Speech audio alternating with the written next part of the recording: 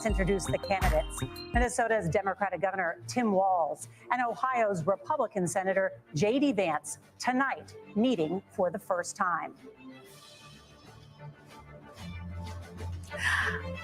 I'm Margaret Brennan. In order to have a thoughtful and civil debate, these are the rules that both campaigns have agreed to. Questions will be directed at one candidate, who will have 2 minutes to respond. The other candidate will be allowed 2 minutes for rebuttal. Then each candidate will get another minute to make further points, with an additional 1 minute each at the discretion of the moderator. The primary role of the moderators is to facilitate the debate between the candidates, enforce the rules, and provide the candidates with the opportunity to fact-check claims made by each other. CBS News reserves the right to mute the candidates' microphones to maintain decorum. We have not shared the questions or topics with the campaigns. The stage is set. Governor, Senator, thank you for joining us. Let's get started. Tonight, our country is facing several unfolding crises. The Middle East is on the brink of war. Americans are suffering from the catastrophic impact of Hurricane Helene. And now a labor strike as 25,000 dock workers from Maine to Texas are picketing. We're going to begin tonight with the Middle East. Margaret. Thank you, Norah.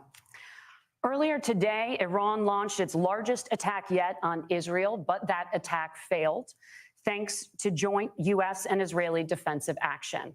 President Biden has deployed more than 40,000 U.S. military personnel and assets to that region over the past year to try to prevent a regional war. Iran is weakened, but the U.S. still considers it the largest state sponsor of terrorism in the world, and it has drastically reduced the time it would take to develop a nuclear weapon. It is down now to 1 or 2 weeks' time. Governor Walz, if you were the final voice in the Situation Room, would you support or oppose a preemptive strike by Israel on Iran? You have 2 minutes. Well, thank you. And thank you for those joining at home tonight. Let's keep in mind where this started. October 7th, Hamas terrorists massacred over 1,400 Israelis and took prisoners. Israel's ability to be able to defend itself is absolutely fundamental. Getting its hostages back, fundamental, and ending the humanitarian crisis in Gaza. But the expansion of Israel and its proxies is an absolute fundamental necessity for the United States to have the steady leadership there. You saw it experienced today, where along with our Israeli partners and our coalition, able to stop the incoming attack.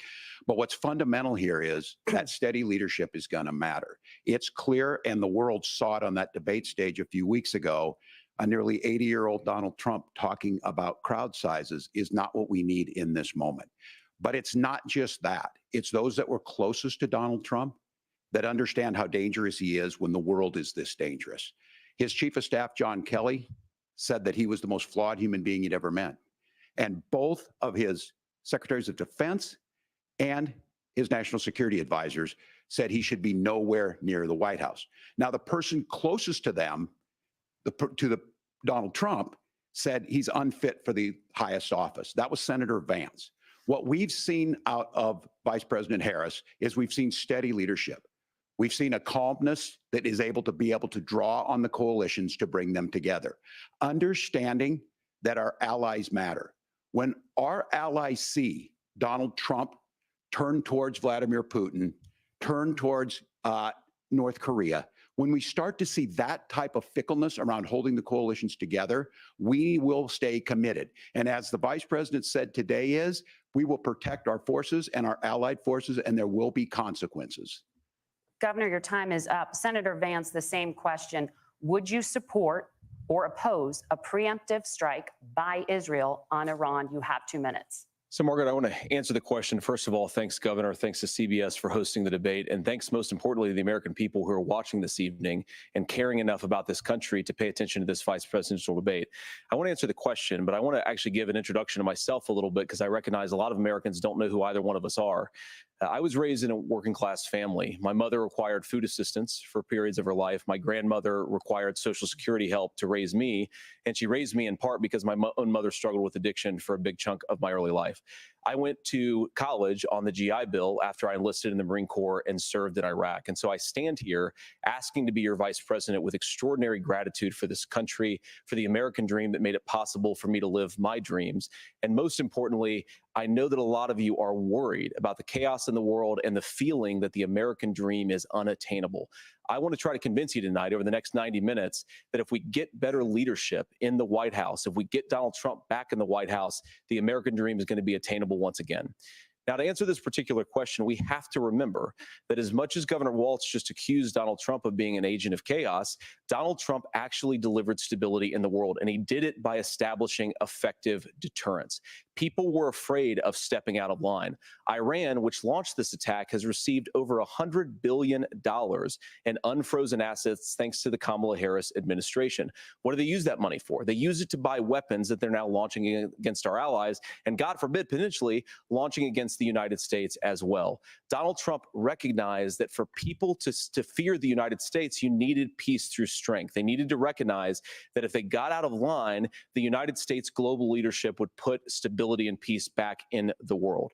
Now, you asked about a preemptive strike, Margaret, and I want to answer the question. Look, it is up to Israel what they think they need to do to keep their country safe, and we should support our allies wherever they are when they're fighting the bad guys. I think that's the right approach to take with the Israel question. Thank you, Senator. Governor Walz, do you care to respond to any of the allegations? Well, look, Donald Trump was in office. We'll sometimes hear a revisionist history, but when Donald Trump was in office, it was Donald Trump who we had a coalition of nations that had boxed Iran's nuclear program in, the inability to advance it. Donald Trump pulled that program and put nothing else in its place. So Iran is closer to a nuclear weapon than they were before because of Donald Trump's fickle leadership. And when Iran shot down an American aircraft in international airspace, Donald Trump tweeted, because that's the standard diplomacy of Donald Trump. And when Iranian missiles did fall near U.S. troops and they received traumatic brain injuries, Donald Trump wrote it off as headaches. Look, our allies understand that Donald Trump is fickle. He will go to whoever has the most flattery or where it makes sense to him. Steady leadership like you witnessed today, like you witnessed in April. Both Iranian attacks were repelled. Our coalition is strong, and we need the steady leadership that Kamala Harris is providing. Senator Vance, the U.S. did have a diplomatic deal with Iran to temporarily pause parts of its nuclear program, and President Trump did exit that deal. He recently said, just 5 days ago, the U.S. must now make a diplomatic deal with Iran because the consequences are impossible. Did he make a mistake? You have 1 minute. Well, first of all, Margaret, diplomacy is not a dirty word, but I think that's something that Governor Walz just said is quite extraordinary. You yourself just said Iran is as close to a nuclear weapon today as they have ever been. And Governor Walz, you blamed Donald Trump. Who has been the vice president for the last 3.5 years? And the answer is your running mate, not mine. Donald Trump consistently made the world more secure. Now, we talk about what the sequence of events that led us to where we are right now, and you can't ignore October the 7th, which I appreciate Governor Walz bringing up. But when did Iran and Hamas and their proxies attack Israel? It was during the administration of Kamala Harris. So Governor Walz can criticize Donald Trump's tweets, but effective, smart diplomacy and peace through strength is how you bring stability back to a very broken world. Donald Trump has already done it once before. Ask yourself at home, when was the last time, I'm 40 years old, when was the last time that an American president didn't have a major conflict break out? The only answer is during the 4 years that Donald Trump was president. Gentlemen, we have a lot to get to. Norah? Margaret, thank you. Let's turn now to Hurricane Helene. The storm could become one of the deadliest on record. More than 160 people are dead and hundreds more are missing. Scientists say climate change makes these hurricanes larger, stronger, and more deadly because of the historic rainfall. Senator Vance, according to CBS News polling, 7 in 10 Americans and more than 60% of Republicans under the age of 45 favor the U.S. taking steps to try and reduce climate change. Senator, what responsibility would the Trump administration have to try and reduce the impact of climate change? I'll give you 2 minutes. Sure. So first of all, let's start with the hurricane, because it's an unbelievable, unspeakable human tragedy. I just saw today actually a photograph of two grandparents on a roof with a 6-year-old child. And it was the last photograph ever taken of them because the roof collapsed and those innocent people lost their lives. And I'm sure Governor Walz joins me in saying our hearts go out to those innocent people, our prayers go out to them, and we want as robust and aggressive as a federal response as we can get to save as many lives as possible. And then, of course, afterwards, to help the people in those communities rebuild. I mean, these are communities that I love. Some of them I know very personally in Appalachia, all across the Southeast. They need their government to do their job. And I commit that when Donald Trump is president again, the government will put the citizens of this country first when they suffer from a disaster. Now, Norah, you asked about climate change. I think this is a very important issue. Look, a lot of people are justifiably worried about all these crazy weather patterns. I think it's important for us, first of all, to say, Donald Trump and I support clean air, clean water. We want the environment to be cleaner and safer. But one of the things that I've noticed some of our Democratic friends talking a lot about is a concern about carbon emissions, this idea that carbon emissions drives all of the climate change. Well, let's just say that's true, just for the sake of argument, so we're not arguing about weird science. Let's just say that's true. Well, if you believe that, what would you want to do? The answer is that you'd want to reshore as much American manufacturing as possible, and you'd want to produce as much energy as possible in the United States of America because we're the cleanest economy in the entire world. What have Kamala Harris's policies actually led to? More energy production in China, more manufacturing overseas, more doing business in some of the dirtiest parts of the entire world. And when I say that, I mean the amount of carbon emissions they're doing per unit of economic output. So if we actually care about getting cleaner air and cleaner water, the best thing to do is to double down and invest in American workers and the American people. And unfortunately, Kamala Harris has done exactly the opposite. Governor Walz, you have 2 minutes to respond. Well, we got close to an agreement because all those things are happening. Look, first of all, it is a horrific tragedy with this hurricane. And my heart goes out to the folks that are down there in contact with the governors. I serve as co-chair of the Council of Governors as we work together on these emergency managements. Governors know no partisanship. They work together so all of the governors and the emergency responders are on the ground. Those happen on the front end. The federal government comes in, makes sure they're there that we recover, but we're still in that phase where we need to make sure that they're staying there, staying focused. Now, look, coming back to the climate change issue, there's no doubt this thing roared onto the scene faster and stronger than anything we've seen. Senator Vance has said that there's a climate problem in the past. Donald Trump called it a hoax and then joked that these things would make more beachfront property to be able to invest in. What we've seen out of the Harris administration now, the Biden-Harris administration, is we've seen this investment.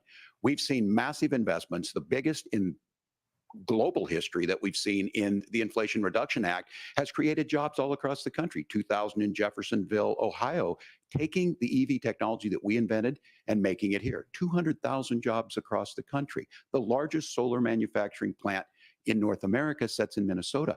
But my farmers know climate change is real. They've seen 500-year droughts, 500-year floods back to back. But what they're doing is adapting, and this has allowed them to tell me, look, I harvest corn, I harvest soybean, and I harvest wind. We are producing more natural gas and more oil at any time than we ever have. We're also producing more clean energy. So the solution for us is to continue to move forward, that climate change is real. Reducing our impact is absolutely critical, but this is not a false choice. You can do that at the same time you're creating the jobs that we're seeing all across the country. That's exactly what this administration has done. We are seeing us becoming an energy superpower for the future, not just the current. And that's what absolutely makes sense. And then we start thinking about how do we mitigate these disasters. Thank you. Senator, I want to give you an opportunity to respond there. The governor mentioned that President Trump has called climate change a hoax. Do you agree? Well, look, what the president has said is that if the Democrats, in particular Kamala Harris and her leadership, if they really believe that climate change is serious, what they would be doing is more manufacturing and more energy production in the United States of America, and that's not what they're doing. So clearly, Kamala Harris herself doesn't believe her own rhetoric on this. If she did, she would actually agree with Donald Trump's energy policies. Now, something Governor Walz said I think is important to touch upon, because when we talk about clean energy, I think that's a slogan that often the Democrats Democrats will use here. I'm talking, of course, about the Democratic leadership. And the real issue is that if you're spending hundreds of millions or even billions of dollars of American taxpayer money on solar panels that are made in China, number one, you're going to make the economy dirtier. We should be making more of those solar panels here in the United States of America.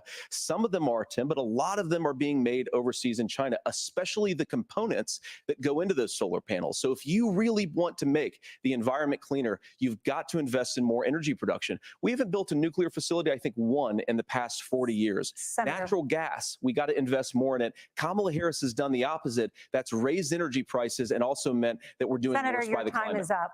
Governor, would you like to respond? Well, look, we're producing more natural gas than we ever have. There's no moratorium on that. We're producing more oil, but the folks know, and like I said, again, these are not liberal folks. These are not folks that are Green New Deal folks. These are farmers that have been drought one year, massive flooding the next year. They understand that it makes sense. Look, our number one export cannot be topsoil from erosion from these massive storms. We saw it in Minnesota this summer. And thinking about how do we respond to that, we're thinking ahead on this. And what Kamala Harris has been able to do in Minnesota, we're starting to weatherproof some of these things. The infrastructure law that was passed allows us to think about mitigation in the future. How do we make sure that we're protecting by burying our power lines? How do we make sure that we're protecting lakefronts and things that we're seeing more and more of? But to call it a hoax and to take the oil company executives to Mar-a-Lago, say, give me money for my campaign, and I'll let you do whatever you want. We can be smarter about that. And an all above energy policy is exactly what she's doing, creating those jobs right here. Governor, your time is up. The overwhelming consensus among scientists is that the Earth's climate is warming at an unprecedented rate. Margaret. Thank you, Norah. We're going to turn now to immigration. The crisis at the U.S.-Mexico border consistently ranks as one of the top issues for American voters. Senator Vance, your campaign is pledging to carry out the largest mass deportation plan in American history and to use the U.S. military to do so. Could you be more specific about exactly how this will work? For example, would you deport parents who have entered the U.S. illegally and separate them from any of their children who were born on U.S. soil? You have 2 minutes. So first of all, Margaret, before we talk about deportations, we have to stop the bleeding. We have a historic immigration crisis because Kamala Harris started and said that she wanted to undo all of Donald Trump's border policies. 94 executive orders suspending deportations, decriminalizing illegal aliens, massively increasing the asylum fraud that exists in our system. That has opened the floodgates. And what it's meant is that a lot of fentanyl is coming into our country. I had a mother who struggled with opioid addiction and has gotten clean. I don't want people who are struggling with addiction to be deprived of their second chance because Kamala Harris let in fentanyl into our communities at record levels. So you've got to stop the bleeding. You've got to re-implement Donald Trump's border policies, build the wall, re-implement deportations. And that gets me to your point, Margaret, about what do we actually do? So we've got 25 million illegal aliens who are here in the country. What do we do with them? I think the first thing that we do is we start with the criminal migrants. About 1 million of those people have committed some form of crime in addition to crossing the border illegally. I think you start with deportations on those folks.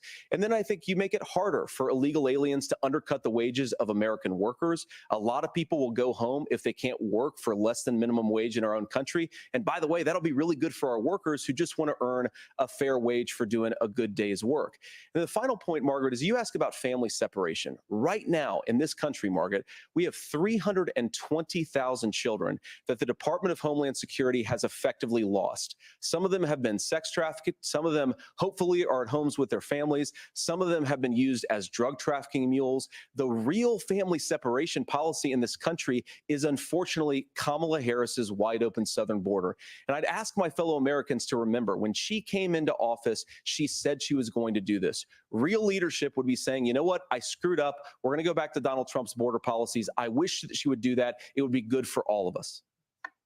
Governor, do you care to respond to any of those specific allegations, including that the vice president is, quote, letting in fentanyl and using kids as drug mules, among other things regarding children? the drug mule is not true, but I will say about this, about the fentanyl, because this is a crisis of this, the opioid crisis. And the good news on this is the last 12 months saw the largest decrease in opioid deaths in our nation's history, 30% decrease in Ohio, but there's still more work to do.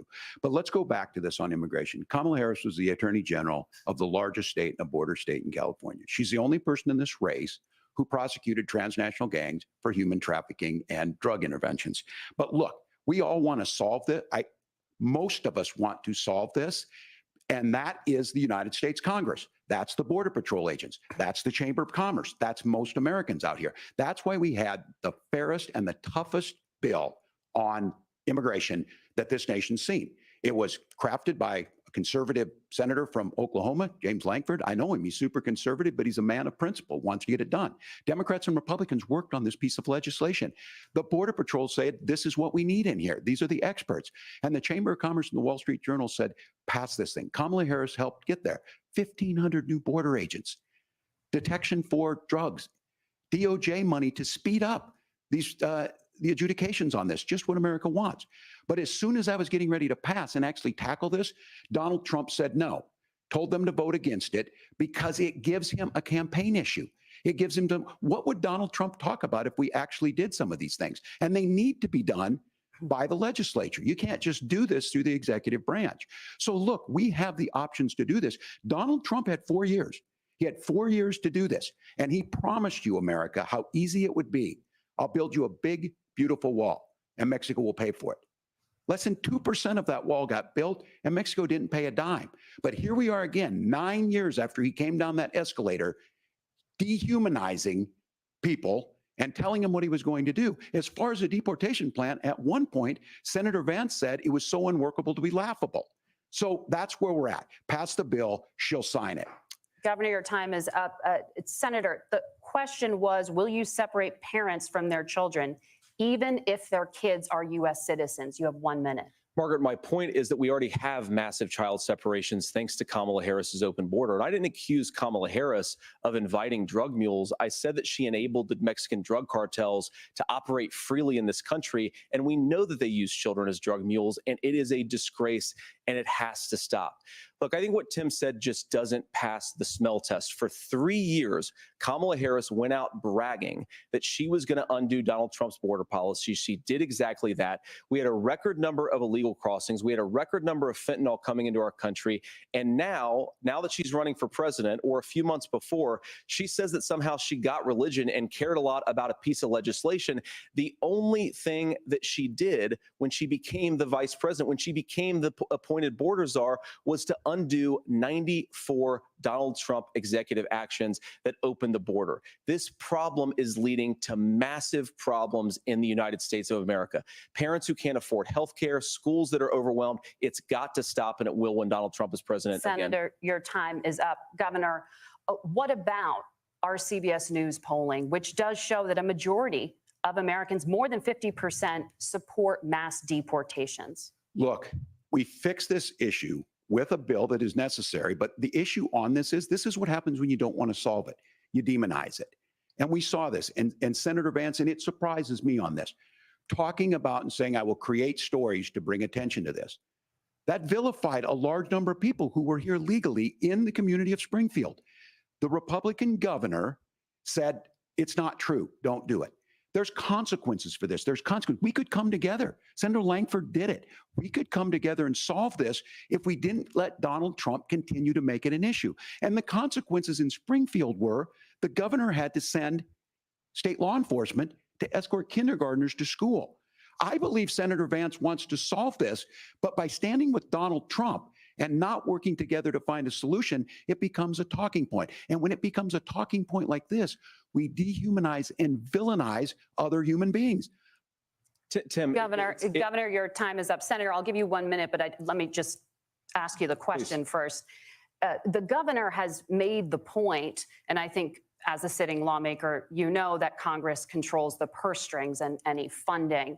So you have said repeatedly that Donald Trump would, through executive action, solve this. Do you disagree that Congress controls the purse strings and would need to support many of the changes that you would actually want to implement? You have 1 minute. Look, Margaret, first of all, the gross majority of what we need to do at the southern border is just empowering law enforcement to do their job. I've been to the southern border more than our borders are. Kamala Harris has been, and it's actually heartbreaking because the Border Patrol agents, they just want to be empowered to do their job. Of course, additional resources would help, but most of this is about the president and the vice president empowering our law enforcement to say, if you try to come across the border illegally, you've got to stay in Mexico, you've got to go back through proper channels.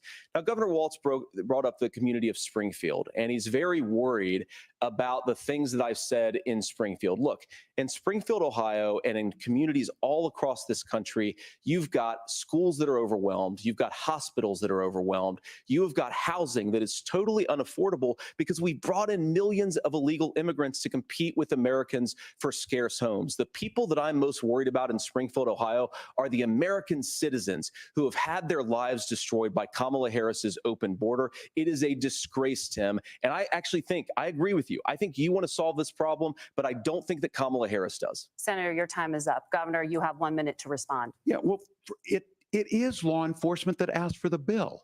They helped craft it. They're the ones that supported it. That's because they know we need to do this. Look, this issue of continuing to bring this up, of not dealing with it, of blaming migrants for everything. On housing, we could talk a little bit about Wall Street speculators buying up housing and making them less affordable, but it becomes a blame. Look, this bill also gives the money necessary to adjudicate. I agree. It should not take 7 years for an asylum claim to be done. This bill gets it done in 90 days. Then you start to make a difference in this, and you start to adhere to what we know, American principles. I don't talk about my faith a lot, but Matthew 25:40 talks about, to the least amongst us, you do unto me. I think that's true of most Americans. They simply want order to it. This bill does it. It's funded. It's supported by the people who do it. And it lets us keep our dignity about how we treat other people. Thank you, Governor. And just to clarify for our viewers, Springfield, Ohio does have a large number of Haitian migrants who have legal status, temporary protected status. Well, Margaret, but Thank you. Senator, we have so much to get to. Margaret, I think it's important We're because going to turn now to the debate, economy. Thank Margaret, you. the rules were that The you guys economy, weren't going we're- to fact check. And since you're fact checking me, I think it's important to say what's actually going on. So there's an application called the CBP One app, where you can go on as an illegal migrant, apply for asylum or apply for parole, and be granted legal status at the wave of a Kamala Harris open border wand. That is not a person coming in, applying for a green card and waiting for 10 years. That is the facilitation of illegal immigration, Margaret, by our own leadership. Thank you, Senator, for describing the legal process. We have so much to get to, Senator. Those We have laws so have been on much- the books since 1990. Thank you, gentlemen. The We CBP wanna have- One app has not been on the books since 1990. It's something that Kamala Harris created, Margaret. Gentlemen, the audience can't hear you because your mics are cut. We have so much we want to get to. Thank you for explaining the legal process. Nora. Thank you, Margaret. The economy is a top concern for voters. Each of your campaigns has released an economic plan, so let's talk about the specifics. Governor Walz, Vice President Harris unveiled a plan that includes billions in tax credits for manufacturing, housing, and a renewed child tax credit. The Wharton School says your proposals will increase the nation's deficit by $1.2 trillion. How would you pay for that without ballooning the deficit? Governor, I'll give you 2 minutes. Yeah, thank you. And Kamala Harris and I do believe in the middle class because that's where we come from. We both grew up in that. We understand. So those of you out there listening tonight, you're hearing a lot of stuff back and forth, and it's good. It's healthy. That's what this is supposed to happen. You should be listening. How's this going to impact me? The bold forward plan that Kamala Harris put out there is talking about this housing issue. The one thing is there's 3 million new houses proposed under this plan with down payment assistance on the front end to get you in a house. A house is much more than just an asset to be traded somewhere. It's foundational to where you're at. And then making sure that the things you buy every day, whether they be prescription drugs or other things, that there's fairness in that. Look, the $35 insulin is a good thing, but it costs $5 to make insulin. They were charging $800 before this law went into effect. As far as the housing goes, I've seen it in Minnesota. 12% more houses in Minneapolis, prices went down on rent 4%. It's working. And then making sure tax cuts go to the middle class. $6,000 child tax credit, we have one in Minnesota, reduces childhood poverty by a third. We save money in the long run, and we do the right thing for families. And then getting businesses off the ground. The law as it stands right now is $5,000 tax credit for small business, increasing that to $50,000. Now, this is a philosophical difference between us. Donald Trump made a promise, and I'll give you this. He kept it. He took folks to Mar-a-Lago, said, you're rich as hell, I'm going to give you a tax cut. He gave the tax cuts that predominantly went to the top class. What happened there was an $8 trillion increase in the national debt, the largest ever. Now he's proposing a 20% consumption or sales tax on everything we bring in. Everyone agrees, including businesses, it would be destabilizing it, it would increase inflation and potentially lead to a recession. Look, this is simple for you. Where are we going? Kamala Harris has said to do the things she wants to do, we'll just ask the wealthiest to pay their fair share. When you do that, our system works best, more people are participating in it, and folks have the things that they need. Senator, I want to give you a moment to respond on that. But similarly, the Wharton School has done an analysis of the Trump plan and says it would increase the nation's deficit by $5.8 trillion. My question is the same for you. How do you pay for all that without ballooning the deficit? I'll give you 2 minutes. Well, first of all, you're going to hear a lot from Tim Walz this evening, and you just heard it in the answer, a lot of what Kamala Harris proposes to do. And some of it, I'll be honest with you, it even sounds pretty good. Here's what you won't hear, is that Kamala Harris has already done it. Because she's been the vice president for 3.5 years. She had the opportunity to enact all of these great policies. And what she's actually done instead is drive the cost of food higher by 25%, drive the cost of housing higher by about 60%. Open the American southern border and make middle-class life unaffordable for a large number of Americans. If Kamala Harris has such great plans for how to address middle-class problems, then she ought to do them now. Not when asking for a promotion, but in the job the American people gave her 3.5 years ago. And the fact that she isn't tells you a lot about how much you can trust her actual plans. Now, Donald Trump's economic plan is not just a plan, but it's also a record. A lot of those same economists attack Donald Trump's plans, and they have PhDs, but they don't have common sense and they don't have wisdom, because Donald Trump's economic policies delivered the highest take-home pay in a generation in this country, 1.5% inflation, and to boot, peace and security all over the world. So when people say that Donald Trump's economic plan doesn't make sense, I say, look at the record. He delivered rising take-home pay for American workers. Now, Tim admirably admits that they want to undo the Trump tax cuts. But if you look at what was so different about Donald Trump's tax cuts, even from previous Republican tax cut plans, is that a lot of those resources went to giving more take-home pay to middle class and working class Americans. It was passed in 2017, and you saw an American economic boom unlike we've seen in a generation in this country. That is a record that I'm proud to run on, and we're going to get back to that common sense wisdom so that you can afford to live the American dream again. I know a lot of you are struggling. I know a lot of you are worried about paying the bills. It's going to stop when Donald Trump brings back common sense to this country. Governor, do you want to respond to that? What has Kamala Harris done for the middle class? Yeah, well, Kamala Harris's day one was Donald Trump's failure on COVID that led to the collapse of our economy. We were already before COVID in a manufacturing recession, but 10 million people out of work, largest percentage since the Great Depression. 9 million jobs closed on that. That was day one. Whether it was the Infrastructure Act or other things we moved. Now, you made a question about experts, said this. I've made a note of this. Economists can't be trusted. Science can't be trusted. National security folks can't be trusted. Look, if you're going to be president, you don't have all the answers. Donald Trump believes he does. My pro tip of the day is this. If you need heart surgery, listen to the people at the Mayo Clinic in Rochester, Minnesota, not Donald Trump. And the same thing goes with this. And I ask you out there, teachers, nurses, truck drivers, or whatever, how is it fair that you're paying your taxes every year and Donald Trump hasn't paid any federal tax in the last 15 years, and the last year as president? That's what's wrong with the system. There's a way around it, and he's bragged about that. We're just asking for fairness in it, and that's all you want. You have a minute. Governor, you say trust the experts. But those same experts for 40 years said that if we shipped our manufacturing base off to China, we'd get cheaper goods. They lied about that. They said if we shipped our industrial base off to other countries, to Mexico and elsewhere, it would make the middle class stronger. They were wrong about that. They were wrong about the idea that if we made America less self-reliant, less productive in our own nation, that it would somehow make us better off, and they were wrong about it. And for the first time in a generation, Donald Trump had the wisdom and the courage to say to that bipartisan consensus, we're not doing it anymore. We're bringing American manufacturing back. We're unleashing American energy. We're going to make more of our own stuff. And this isn't just an economic issue. I mean, I've got 3 beautiful little kids at home, 7, 4, and 2, and I love them very much, and I hope they're in bed right now. But look, so many of the drugs, the pharmaceuticals that we put in the bodies of our children are manufactured by nations that hate us. This has to stop. And we're not going to stop it by listening to experts. We're going to stop it by listening to common sense wisdom, which is what Donald Trump governed on. Senator, your time is up. Governor Walz, can you address that? I mean, voters say they trust Donald Trump on the economy more. Why? Well, if you're listening tonight and you want billionaires to get tax cuts, you heard what the numbers were. Look, I'm a union guy on this. I'm not a guy who wanted to ship things overseas, but I understand that, look, we produce soybeans and corn. We need to have fair trading partners. That's something that we believe in. I think the thing that most concerns me on this is Donald Trump was the guy who created the largest trade deficit in American history with China.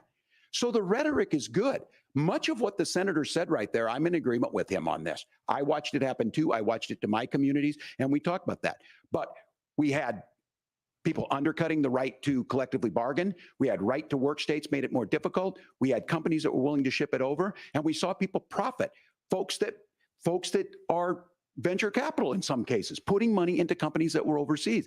We're in agreement that we bring those home. The issue is Donald Trump is talking about it. Kamala Harris has a record, 250,000 more manufacturing jobs just out of the IRA. May I respond to that? Yes. So appreciate that. So if you notice, what Governor Walz just did is he said, first of all, Donald Trump has to listen to the experts. And then when he acknowledged that the experts screwed up, he said, well, Donald Trump didn't do nearly as good of a job as the statistics No, that's a gross generalization. that he did. So what Tim Walz is doing, and I honestly, Tim, I think you got a tough job here, because you've got to play whack-a-mole. You've got to pretend that Donald Trump didn't deliver rising take-home pay, which of course he did. You've got to pretend that Donald Trump didn't deliver lower inflation, which of course he did. And then you simultaneously got to defend Kamala Harris's atrocious economic record, which has made gas, groceries, and housing unaffordable for American citizens. I was raised by a woman who would sometimes go into medical debt so that she could put food on the table in our household. I know what it's like to not be able to afford the things that you need to afford. We can do so much better. To all of you watching, we can get back to an America that's affordable again. We just got to get back to common sense economic principles. I hope we have a conversation on healthcare then. Senator, Governor. Please. Thank you. Margaret? We have a lot to get to ahead, gentlemen, on many topics. But right now, I want to talk about personal qualifications. The vice president is often the last voice the president hears before making consequential decisions. We want to ask you about your leadership qualities. Governor Walz, you said you were in Hong Kong during the deadly Tiananmen Square protests in the spring of 1989. But Minnesota Public Radio and other media outlets are reporting that you actually didn't travel to Asia until August of that year. Can you explain that discrepancy? Yeah, well, and to the folks out there who didn't get at the top of this, look, I grew up in small rural Nebraska, town of 400, town that you rode your bike with your buddies till the streetlights come on, and I'm proud of that service. I joined the National Guard at 17, worked on family farms, and then I used the GI Bill to become a teacher, passionate about it, a young teacher. My first year out, I got the opportunity in the summer of '89 to travel to China. 35 years ago, be able to do that. I came back home and then started a program to take young people there. We would take basketball teams, we would take baseball teams, we would take dancers, and we would go back and forth to China. The issue for that was to try and learn. Now, look, my community knows who I am. They saw where I was at. Look, I will be the first to tell you, I have poured my heart into my community. I've tried to do the best I can, but I've not been perfect. And I'm a knucklehead at times, but it's always been about that. Those same people elected me to Congress for 12 years. And in Congress, I was one of the most bipartisan people, working on things like farm bills that we got done, working on veterans benefits. And then the people of Minnesota were able to elect me to governor twice. So look, my commitment has been from the beginning to make sure that I'm there for the people, to make sure that I get this right. I will say more than anything, many times I will talk a lot. I will get caught up in the rhetoric, but being there, the impact it made, the difference it made in my life, I learned a lot about China. I hear the critiques of this. I would make the case that Donald Trump should have come on one of those trips with us. I guarantee you he wouldn't be praising Xi Jinping about COVID. And I guarantee you he wouldn't start a trade war that he ends up losing. So this is about trying to understand the world. It's about trying to do the best you can for your community. And then it's putting yourself out there and letting your folks understand what it is. My commitment, whether it be through teaching, which I was good at, or whether it was being a good soldier or was being a good member of Congress, those are the things that I think are the values that people care about. Governor, just to follow up on that, the question was, can you explain the discrepancy? All I said on this was I got there that summer and misspoke on this. So I will just, that's what I've said. So I was in Hong Kong and China during the democracy protests went in. And from that, I learned a lot of what needed to be in governance. Thank you, Governor. Senator Vance, in 2016, you called your running mate, Donald Trump, unfit for the nation's highest office, and you said he could be America's Hitler. I know you've been asked many times, and you've said you regret those comments and explained you then voted for Donald Trump in 2020. But the Washington Post reported new messages last week in which you also disparaged Trump's economic record while he was president, writing to someone in 2020, quote, Trump thoroughly failed to deliver his economic populism. You're now his running mate, and you've shifted many of your policy stances to align with his. If you become vice president, why should Americans trust that you will give Donald Trump the advice he needs to hear and not just the advice he wants to hear? You have 2 minutes. Well, first of all, Margaret, because I've always been open. And sometimes, of course, I've disagreed with the president, but I've also been extremely open about the fact that I was wrong about Donald Trump. I was wrong, first of all, because I believed some of the media stories that turned out to be dishonest fabrications of his record. But most importantly, Donald Trump delivered for the American people. Rising wages, rising take-home pay, an economy that worked for normal Americans, a secure southern border, a lot of things, frankly, that I didn't think he'd be able to deliver on. And yeah, when you screw up, when you misspeak, when you get something wrong and you change your mind, you ought to be honest with the American people about it. It's one of the reasons, Margaret, why I've done so many interviews is because I think it's important to actually explain to the American people where I come down on the issues and what changed. Now, you pointed out to messages from 2020.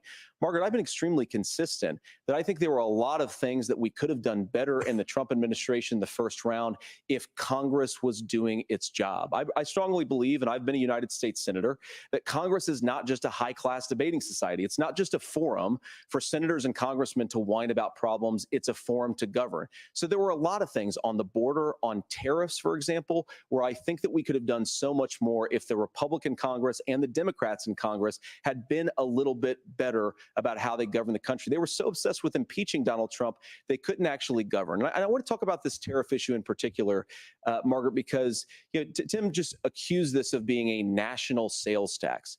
Look, the one thing, and you're not probably surprised to hear me praising Joe Biden, but the one thing that Joe Biden did is he continued some of the Trump tariffs that protected American manufacturing jobs. And it's the one issue, the most pro-worker part of the Biden administration, it's the one issue where Kamala Harris has run away from Joe Biden's record. Think about this. If you're trying to employ slave laborers in China at $3 a day, you're going to do that and undercut the wages of American workers unless our country stands up for itself and says you're not accessing our markets unless you're paying middle-class Americans a fair wage. Senator, your time is up. Norah? Thank you. Now to the issue of reproductive rights. Governor Walz, after Roe versus Wade was overturned, you signed a bill into law that made Minnesota one of the least restrictive states in the nation when it comes to abortion. Former President Trump said in the last debate that you believe abortion, quote, in the 9th month is absolutely fine. Yes or no? Is that what you support? I'll give you 2 minutes. That's not what the bill says, but look, this issue is what's on everyone's mind. Donald Trump put this all into motion.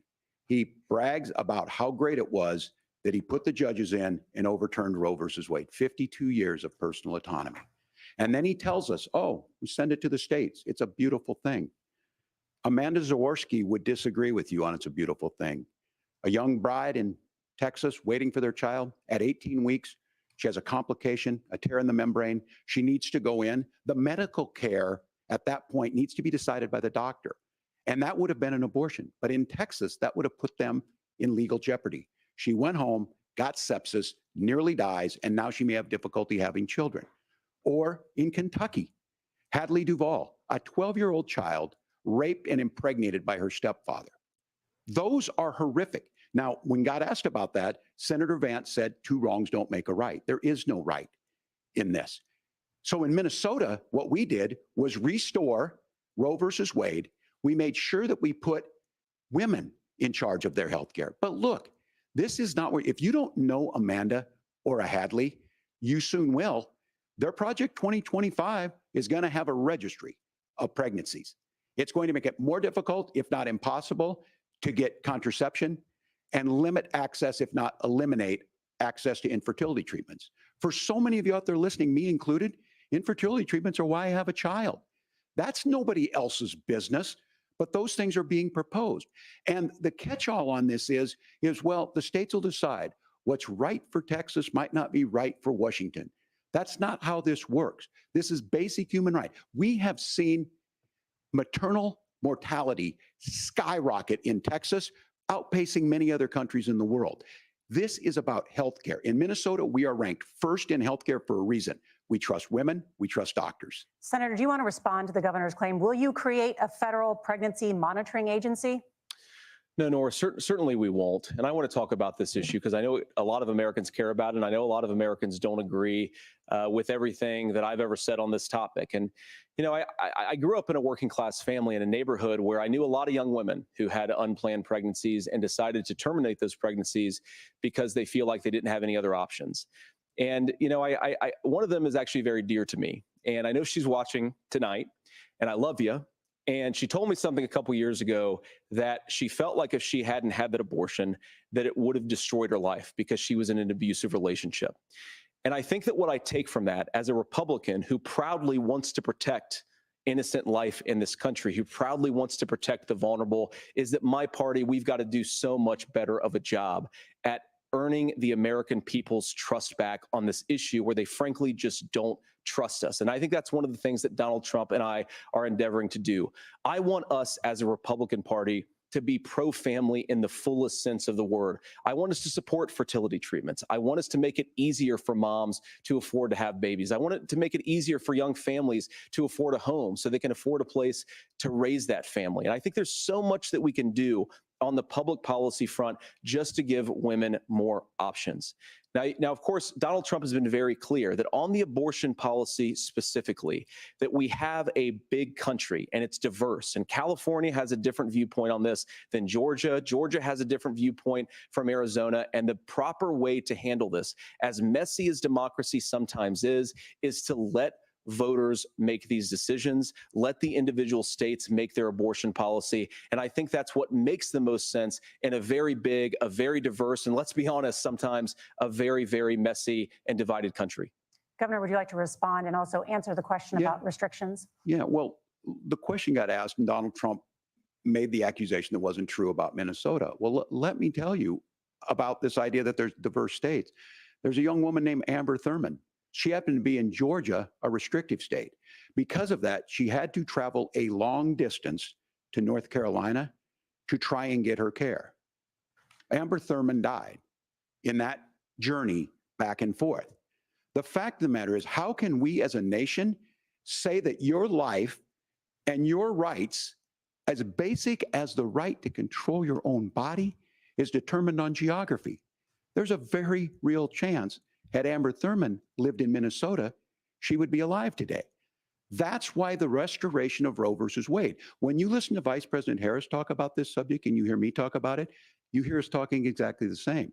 Donald Trump is trying to figure out how to get the political right of this. I agree with a lot of what Senator Vance said about what's happening. His running mate, though, does not, and that's the problem.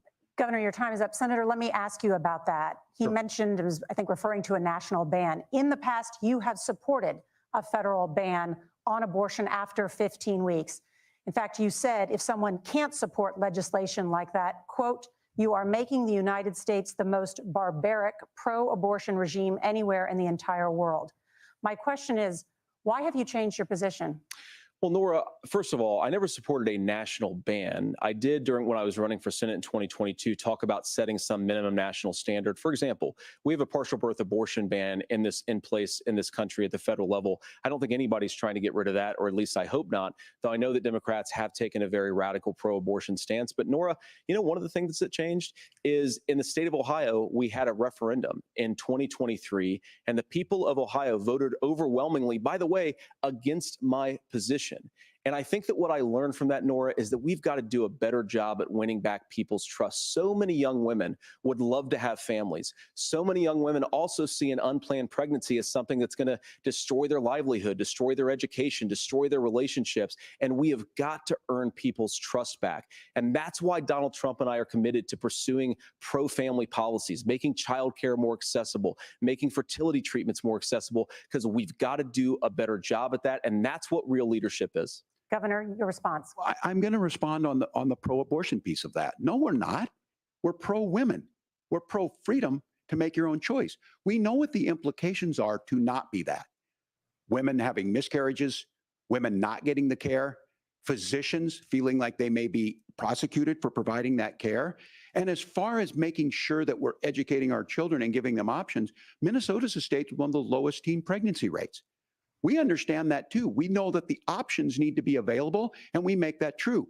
We also make it, we're a top 3 state for the best place to raise children. But these two things, to try and say that we're pro-children, but we don't like this, or you guys are pro-abortion, that's not the case at all. We are pro-freedoms for women to make their choices, and we're going, and Kamala Harris is making the case, to make options for children more affordable, a $6,000 child tax credit, but we're not going to base that on the backs of making someone like Amber Thurman drive 600 miles to try and get health care. Senator. May I respond to that? First of all, Governor, I agree with you. Amber Thurman should still be alive, and there are a lot of people who should still be alive, and I certainly wish that she was. And maybe you're free to disagree with me on this and explain this to me, but as I read the Minnesota law that you signed into law, the statute that you signed into law, it says that a doctor who presides over an abortion where the baby survives, the doctor is under no obligation to provide life-saving care to a baby who survives a botched late-term abortion. That is, I think, That's whether you're pro-choice or pro-abortion, that is fundamentally barbaric. And that's why I use that word, Norah, is because some of what we've seen, do you want to force Catholic hospitals to perform abortions against their will? Because Kamala Harris has supported suing Catholic nuns to violate their freedom of conscience. We can be a big and diverse country where we respect people's freedom of conscience and make the country more pro-baby and pro-family. But please. Yes, Governor, please respond. Look, this is one where there's always something there. This is a very simple proposition. These are women's decisions to make about their healthcare decisions, and the physicians who know best when they need to do this.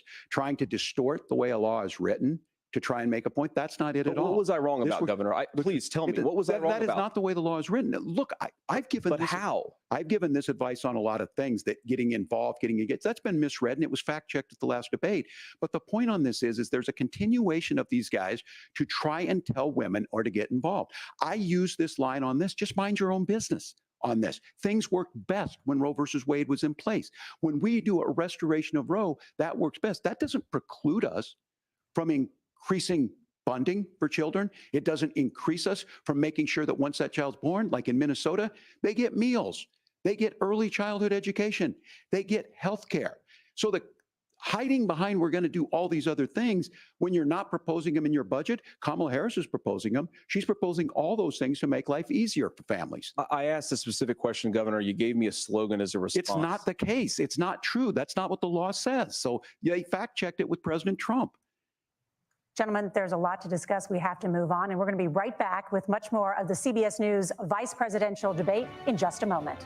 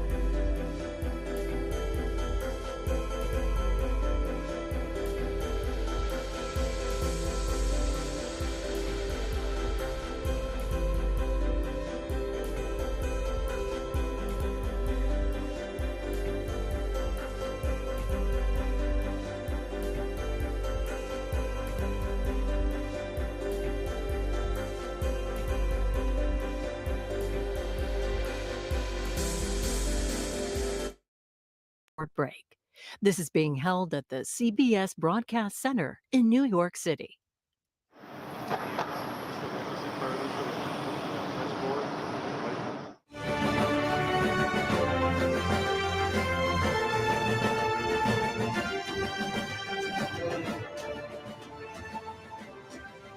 Welcome back to the CBS News vice presidential debate. We want to turn now to America's gun violence epidemic. The leading cause of death for children and teens in America is by firearms. Senator Vance, you oppose most gun legislation that Democrats claim would curb gun violence. You oppose red flag gun laws and legislation to ban certain semi-automatic rifles, including AR-15s. So let me ask you, earlier this year, for the first time, the parents of a school shooter were convicted of involuntary manslaughter and sentenced to 10 years in prison. Do you think holding parents responsible could curb mass shootings? I'll give you 2 minutes. Yeah, well, Norah, on that particular case, I don't know the full details, but I certainly trust local law enforcement and local authorities to make those decisions. I think in some cases the answer is going to be yes, and in some cases the answer is going to be no. And the details really matter here, of course. For example, if a kid steals a gun, that's going to be different than if a parent hands over a gun knowing that their kid is potentially dangerous. But look, I want to just sort of speak as a father of 3 beautiful little kids, and our oldest is now in 2nd grade. And like a lot of parents, we send our kids to school with such hope and such joy and such pride at their little faces on the first day of school. And we know, unfortunately, that a lot of kids are going to experience this terrible epidemic of gun violence. And of course, our hearts go out to the families that are affected by this terrible stuff. And we do have to do better. And I think that Governor Walz and I actually probably agree that we need to do better on this. The question is just, how do we actually do it? Now, here's something that really bothers me and worries me about this epidemic of violence. The gross majority, close to 90% in some of the statistics I've seen, of the gun violence in this country is committed with illegally obtained firearms. And while we're on that topic, we know that thanks to Kamala Harris's open border, we've seen a massive influx in the number of illegal guns run by the Mexican drug cartels. So that number, the amount of illegal guns in our country is higher today than it was 3.5 years ago. But what do we do about the schools? What do we do to protect our kids? And I think the answer is, and I say this not loving the answer, because I don't want my kids to go to school in a school that feels unsafe or where there are visible signs of security. But I unfortunately think that we have to increase security in our schools. We have to make the doors lock better. We have to make the doors stronger. We've got to make the windows stronger. And of course, we've got to increase school resource officers, because the idea that we can magically wave a wand and take guns out of the hands of bad guys, it just doesn't fit with recent experience. So we've got to make our schools safer. And I think we've got to have some common sense bipartisan solutions for how to do that. Governor, you have 2 minutes. Well, I think all the parents watching tonight, this is your biggest nightmare. Look, I got a 17-year-old, and he witnessed a shooting at a community center playing volleyball. Those things don't leave you. As a member of Congress, I sat in my office surrounded by dozens of the Sandy Hook parents, and they were looking at my 7-year-old picture on the wall. Their 7-year-old were dead, and they were asking us to do something. And look, I'm a hunter. I own firearms. The vice president is. We understand that the Second Amendment is there, but our first responsibility is to our kids to figure this out.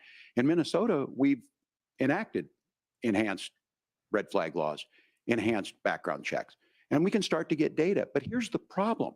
If we really want to solve this, we've got folks that won't allow research to be even done on gun violence. And this idea that we should just live with it, and here's what I do think, that this is a good start to the conversation.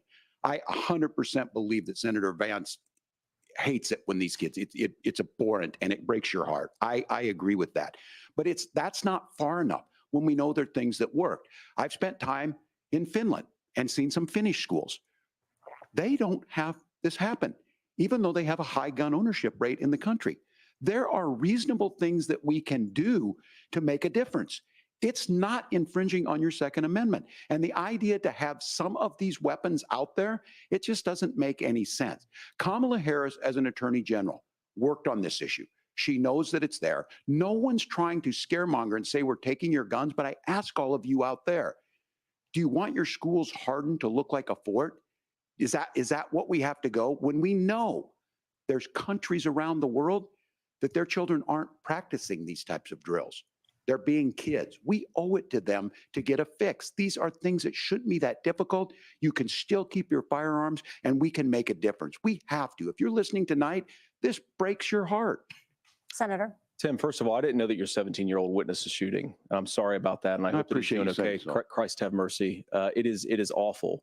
And I appreciate what Tim said actually about Finland, because I do think it illustrates some of the frankly weird differences between our own country's gun violence problem and Finland. Is okay, first of all, we have way higher rates of mental health abuse or mental health substance abuse. We have way higher rates of depression, way higher rates of anxiety. We unfortunately have a mental health crisis in this country that I really do think that we need to get to the root causes of, because I don't think it's the whole reason why we have such a bad gun violence problem, but I do think it's a big piece of it. Another driver of the gun violence epidemic, especially that affecting our kids, it doesn't earn as many headlines, but is the terrible gun violence problem in a lot of our big cities. And this is why we have to empower law enforcement to arrest the bad guys, put them away, and take gun offenders off the streets. I think there's a whole host of things that we can do here, but I do think at our schools, we've got to talk about more security. Senator, thank you. Governor, you previously opposed an assault weapons ban, but only later in your political career did you change your position. Why? Yeah, I sat in that office with those Sandy Hook parents. I've become friends with school shooters. I've seen it. Look, the NRA, I was an NRA guy for a long time. They used to teach gun safety. I'm of an age where my shotgun was in my car so I could pheasant hunt after football practice. That's not where we live today. And several things I want to mention on this is talking about cities and where it's at. The number one where the most firearm deaths happen in Minnesota are rural suicides. And we have an epidemic of children getting guns and shooting themselves. And so we have, and we should look at all of the issues, making sure folks have health care and all that, but I want to be very careful. This idea of stigmatizing mental health, just because you have a mental health issue doesn't mean you're violent. And I think what we end up doing is we start looking for a scapegoat. Sometimes it just is the guns. It's just the guns. And there are things that you can do about it. But I do think that this is one, and I think this is a healthy conversation. I think there's a capacity to find solutions on this that work, protect Second Amendment, protect our children. That's our priority. Gentlemen, thank you. Margaret? Thank you, Norah. Let's turn now to the top contributor to inflation, the high cost of housing and rent. There's a shortage of more than 4 million homes in the United States, and that contributes to the high housing prices. Governor Walz, the Harris campaign promises a $25,000 down payment assistance for first-time home buyers and a $10,000 tax credit. They also promise to build 3 million new homes. Where are you building these homes, and won't handing out that kind of money just drive up prices higher? No, it's not handing out. We have, first, let me say this issue of housing, and I think those of you listening on this, the problem we've had is that we've got a lot of folks that see housing as another commodity. It can be bought up, it can be shifted, it can be moved around. Those are not folks living in those houses. Those of you listening tonight, that house is a big deal. I bought and owned one house in my life. My mom still lives in the house where I was. And when I think of a house, I'm thinking of Christmas services after midnight mass where you go with your family. We need to make it more affordable. And one of the things, as I said, this program that the vice president is pushing forward and bringing a new way of approaching this is something we're doing in Minnesota from that lead. We in the state invested in making sure our housing was the biggest investment that we'd ever made in housing. It starts to make it easier. We cut some of the red tape. Local folks, look, we can't do it at the federal level, but local folks make it easier to build those homes. And then that down payment assistance. I can tell all of you out there, one of the, certainly for me, using the GI Bill was one thing, but a veteran's home loan, the big thing about a veteran's home loan is you don't have to pay the down payment. Those are things that make it there. Now, look, you're going to pay it back and you're going to pay your mortgage. Those are things that we know in the long run, the appreciated value, the generational wealth that's created from it. And I will give Minneapolis an example. Minneapolis is the one city where we've seen the lowest inflation rates. We've seen a 12% increase in stock because we put some of these things in, and we're implementing a state program to make sure we give some of that down payment assistance. We get it back from people because here's what we know. People with stable housing end up with stable jobs. People with stable housing have their kids able to get to school. All of those things in the long run end up saving our money. And that's the thing that I think we should be able to find some common ground in, but we can't blame immigrants for the only reason. That's not the case that's happening in many cities. The fact of the matter is that we don't have enough naturally affordable housing, but we can make sure that the government's there to help kickstart it, create that base. Governor, your time is up. Senator Vance, as far as your campaign's position, the promise is to seize federal lands to build homes, remove regulation, provide tax breaks, and cut back on immigration, which you say pushes up prices. Where are you going to build all the new homes you're promising, and what part of any of this plan will provide immediate relief? You have 2 minutes. Well, first of all, Tim just said something that I agree with. We don't want to blame immigrants for higher housing prices, but we do want to blame Kamala Harris for letting in millions of illegal aliens into this country, which does drive up costs, Tim. 25 million illegal aliens competing with Americans for scarce homes is one of the most significant drivers of home prices in the country. It's why we have massive increases in home prices that have happened right alongside massive increases in illegal alien populations under Kamala Harris's leadership. Now, Tim just mentioned a bunch of ideas. Now, some of those ideas I actually think are halfway decent, and some of them I disagree with. But the most important thing here is Kamala Harris is not running as a newcomer to politics. She is the sitting vice president. If she wants to enact all of these policies to make housing more affordable, I invite her to use the office that the American people already gave her, not sit around and campaign and do nothing while Americans find the American dream of homeownership completely unaffordable. Now, you asked, Margaret, what would immediately change the equation for American citizens if you lower energy prices? As Donald Trump says, drill, baby, drill. One of the biggest drivers of housing costs, aside from illegal immigration, is, think about it. If a truck driver is paying 40% more for diesel, then the lumber he's delivering to the job site to build the house is also going to become a lot more expensive. If we open up American energy, you will get immediate pricing relief for American citizens, not, by the way, just in housing, but in a whole host of other economic goods too. Senator Vance, you still have 23 seconds there. Do you want to answer? Can I have it? Where, yeah, Governor, we will get to you in a moment. But Senator, where are you going to seize the federal lands? Can you clarify?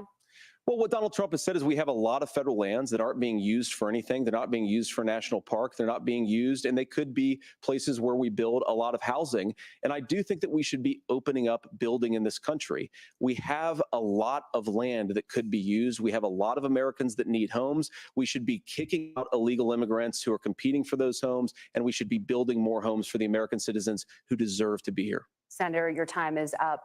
Governor, I do want to let you respond to the allegation that the vice president is letting in. Well, of course, that's not true. And again, you have the facts. I guess we agreed not to fact check. I'll check it. That, look, crossings are down compared to when Donald Trump left office. But it's, again, blaming and not trying to find the solution. I was going to ask, though, on this question, are we going to drill and build houses in the same federal land? And I think when people hear federal lands, these are really important pieces of land. Now, Minnesota doesn't have a lot of federal lands. I know in the western part of the countries we do. There's not a lot of federal lands in and around Minneapolis, for example. So the issue is I don't understand the federal lands issue unless we see this, and I worry about this as someone who cares deeply about our national parks and our federal lands. Look, Minnesota, we protect these things. We've got about 20% of the world's fresh water. These lands protect. They're there for a reason. They belong to all of us. But again, this is when you view housing and you view these things as commodities. Like, there's a chance to make money here. Let's take this federal land and let's sell it to people for that. I think there's better ways to do this. We've seen it in Minnesota. We're able to refurbish some of these houses. We're able to make some investments. That gets people in. And I'm still on the fact on this. Economists, Senator Vance, you said you don't like the economists. Which economists are saying that it is immigrants that's adding to the cost? Governor, your time is up. But Senator, on that point, I'd like for you to clarify. There are many contributing factors to high housing costs. What evidence do you have that migrants are part of this problem? Well, there's a Federal Reserve study that we're happy to share after the debate. We'll put it up on social media, actually, that really drills down on the connection between increased levels of migration, especially illegal immigration, and higher housing prices. Now, of course, Margaret, that's not the entire driver of higher housing prices. It's also the regulatory regime of Kamala Harris. Look, we are a country of builders. We're a country of doers. We're a country of explorers. But we increasingly have a federal administration that makes it harder to develop our resources, makes it harder to build things, and wants to throw people in jail for not doing everything exactly as Kamala Harris says they have to do. And what that means is that you have a lot of people who would love to build homes who aren't able to build homes. I actually agree with Tim Walz. We should get out of this idea of housing as a commodity. But the thing that has most turned housing into a commodity is giving it away to millions upon millions of people who have no legal right to be here. What are the federal regulations? I deal with this as a governor. You can very quickly reply. I'm sorry. I get this as a governor, and I don't necessarily disagree with that in some cases, many of those are local. Many of them are state. I don't know which ones are federal, but I think whenever we talk regulations, people think they can get rid of them. I think you want to be able to get out of your house in a fire. I think you want to make sure that it's fireproof and those types of things. So which are the regulations? Because the vice president's not responsible for those. Congress writes those. Governor, thank you. Gentlemen, we have a lot to get to. You're passionate about the housing crisis, I can tell. But Norah? Thank you. One of the top problems facing Americans is the high cost of health care. Senator Vance, at the last presidential debate, former President Trump was asked about replacing the Affordable Care Act. In response, he said, "I have concepts of a plan." Since then, Senator, you've talked about changing how chronically ill Americans get health insurance. Can you explain how that would work? And can you guarantee that Americans with pre-existing conditions won't pay more? I'll give you 2 minutes. Well, of course, we're going to cover Americans with pre-existing conditions. In fact, a lot of my family members have gotten health care. I believe, members of my family actually got private health insurance, at least for the first time, switched off of Medicaid onto private insurance for the first time under Donald Trump's leadership. And I think that, a lot of people have criticized this concepts of a plan remark. I think it's very simple common sense. I think as Tim Walz knows from 12 years in Congress, you're not going to propose a 900-page bill standing on a debate stage. It would bore everybody to tears, and it wouldn't actually mean anything because part of this is the give and take of bipartisan negotiation. Now, when Donald Trump was actually president, and again, he has a record to be proud of, prescription drugs fell in 2018 for the first time in a very long time. Under Kamala Harris's leadership, prescription drugs are up about 7%. Under Donald Trump's entire 4 years, they were up about 1.5%. He introduced pricing transparency. Think about healthcare. You go into a hospital, you try to buy something, and nobody knows what it actually costs. That price transparency will actually give American consumers a little bit more choice and will also drive down costs. And we talked about, the reinsurance regulations is what I was talking about. Look, Donald Trump has said that if we allow states to experiment a little bit on how to cover both the chronically ill, but the non-chronically ill, it's not just a plan. He actually implemented some of these regulations when he was president of the United States. And I think you can make a really good argument that it salvaged Obamacare, which was doing disastrously until Donald Trump came along. And I think this is an important point about President Trump. Of course, you don't have to agree with everything that President Trump has ever said or ever done. But when Obamacare was crushing under the weight of its own regulatory burden and healthcare costs, Donald Trump could have destroyed the program. Instead, he worked in a bipartisan way to ensure that Americans had access to affordable care. It's not perfect, of course, and there's so much more that we can do, but I think that Donald Trump has earned the right to put in place some better healthcare policies. He's earned it because he did it successfully the first time. Governor? All right, here's where being an old guy gives you some history. I was there at the creation of the ACA. And the reason it was so important is I come from a major healthcare state, home of the Mayo Clinic, home to Medical Alley, 3M, Medtronic, all of those. We understand healthcare. It's why we're ranked first on affordability and accessibility and quality of healthcare. And so what I know is under Kamala Harris, more people are covered than they have before. And those of you listening, this is critical to you. Now, Donald Trump all of a sudden wants to go back and remember this.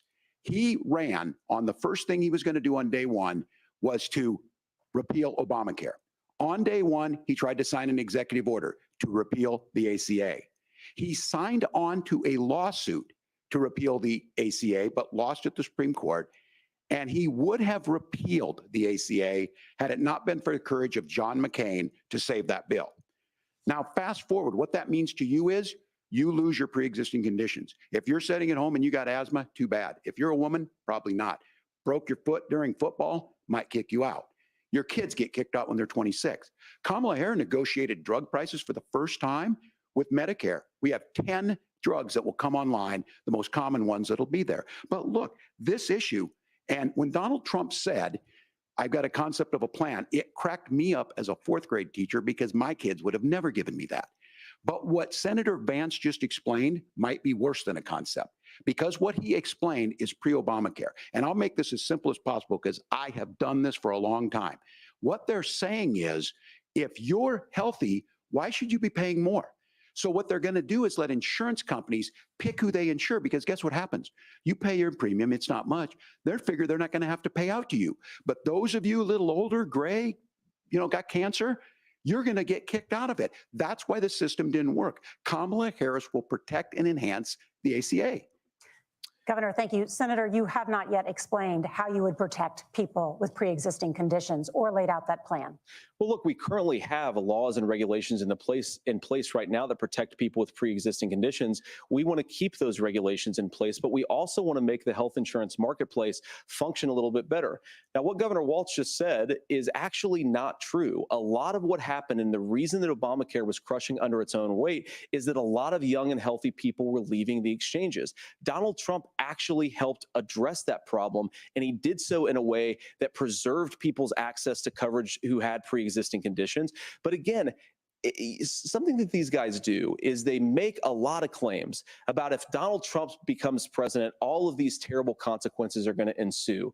But in reality, Donald Trump was president. Inflation was low. Take-home pay was higher, and he saved the very program from a Democratic administration that was collapsing and would have collapsed absent his leadership. He did his job, which is govern in a bipartisan way and get results, not just complain about problems, but actually solve them. Governor, did enrollment under the Affordable Care Act go up under the Trump administration? It's higher now that we've seen it go up. Look, people are using it. The system works. And the question about this of young people or whatever, that's the individual mandate piece of this. And Republicans fought tooth and nail saying, well, Americans should be free to do this. Well, then what happens is— So you think the individual mandate's a good idea? You shrink. I think the idea of making sure the risk pool is broad enough to cover everyone, that's the only way insurance works. When it doesn't, it collapses. You are asking pre-ACA where we get people out. Look, people know that they need to be on health care. People expect it to be there. And when we are able to make it, and we are making it this way, when we incentivize people to be in the market, when we help people who might not be able to afford it get there, and we make sure then when you get sick and old, it's there for you. Because I heard people say, well, I don't want to buy into Medicare or whatever. Good luck buying health care once you get past 70. So look, the ACA works. We can continue to do better. Kamala Harris did that. The way she made everything better was negotiating those 10 drugs on Medicare for the first time in American history. Thank you, Margaret. Can I address that? I apologize. We're out of time. We have a number of subjects to discuss. Margaret? Let's talk about families in America. There is a child care crisis in this country, and the United States is one of the very few developed countries in the world without a national paid leave program for new parents. Governor Walz, you've said that if Democrats win both the White House and Congress, this is a day one priority for you. How long should employers be required to pay workers while they are home taking care of their newborns? You have 2 minutes. Yeah, well, that's negotiable, and that's what Congress worked. But here's what the deal is. Americans sitting out there right now, you may work for a big company. Look, we're home in Minnesota to some of the largest Fortune 500 companies. Kamala Harris knows that in California. Those companies provide paid family and medical leave. One is, I think they're moral and they think it's a good thing, but it also keeps their employees healthy. We in Minnesota passed a paid family and medical leave. You have a child, and I had to go back to work 5 days after my kids were born. This allows you to stay home a certain amount of time. What we know is that gets the child off to a better start. The family works better. We stay in their employers. We get more consistency in that. So Kamala Harris has made it a priority. We implemented it in Minnesota and we see growth. That's how you become a pro-business state. But the negotiations on it, and here's the issue. Those big companies are able to offer it. Those of you out there who don't have it, just imagine what happens if you get cancer or your child gets sick. We know what happens. You end up staying home. In some cases, that means no paycheck because you've got no protection on that.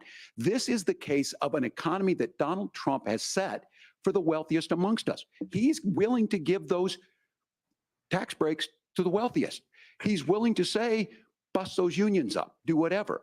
What we're saying is the economy works best when it works for all of us. And so a paid family medical leave program, and I will tell you, go to the families or go to the businesses and ask them. As far as childcare on this, you have to take it at both the supply and the demand side.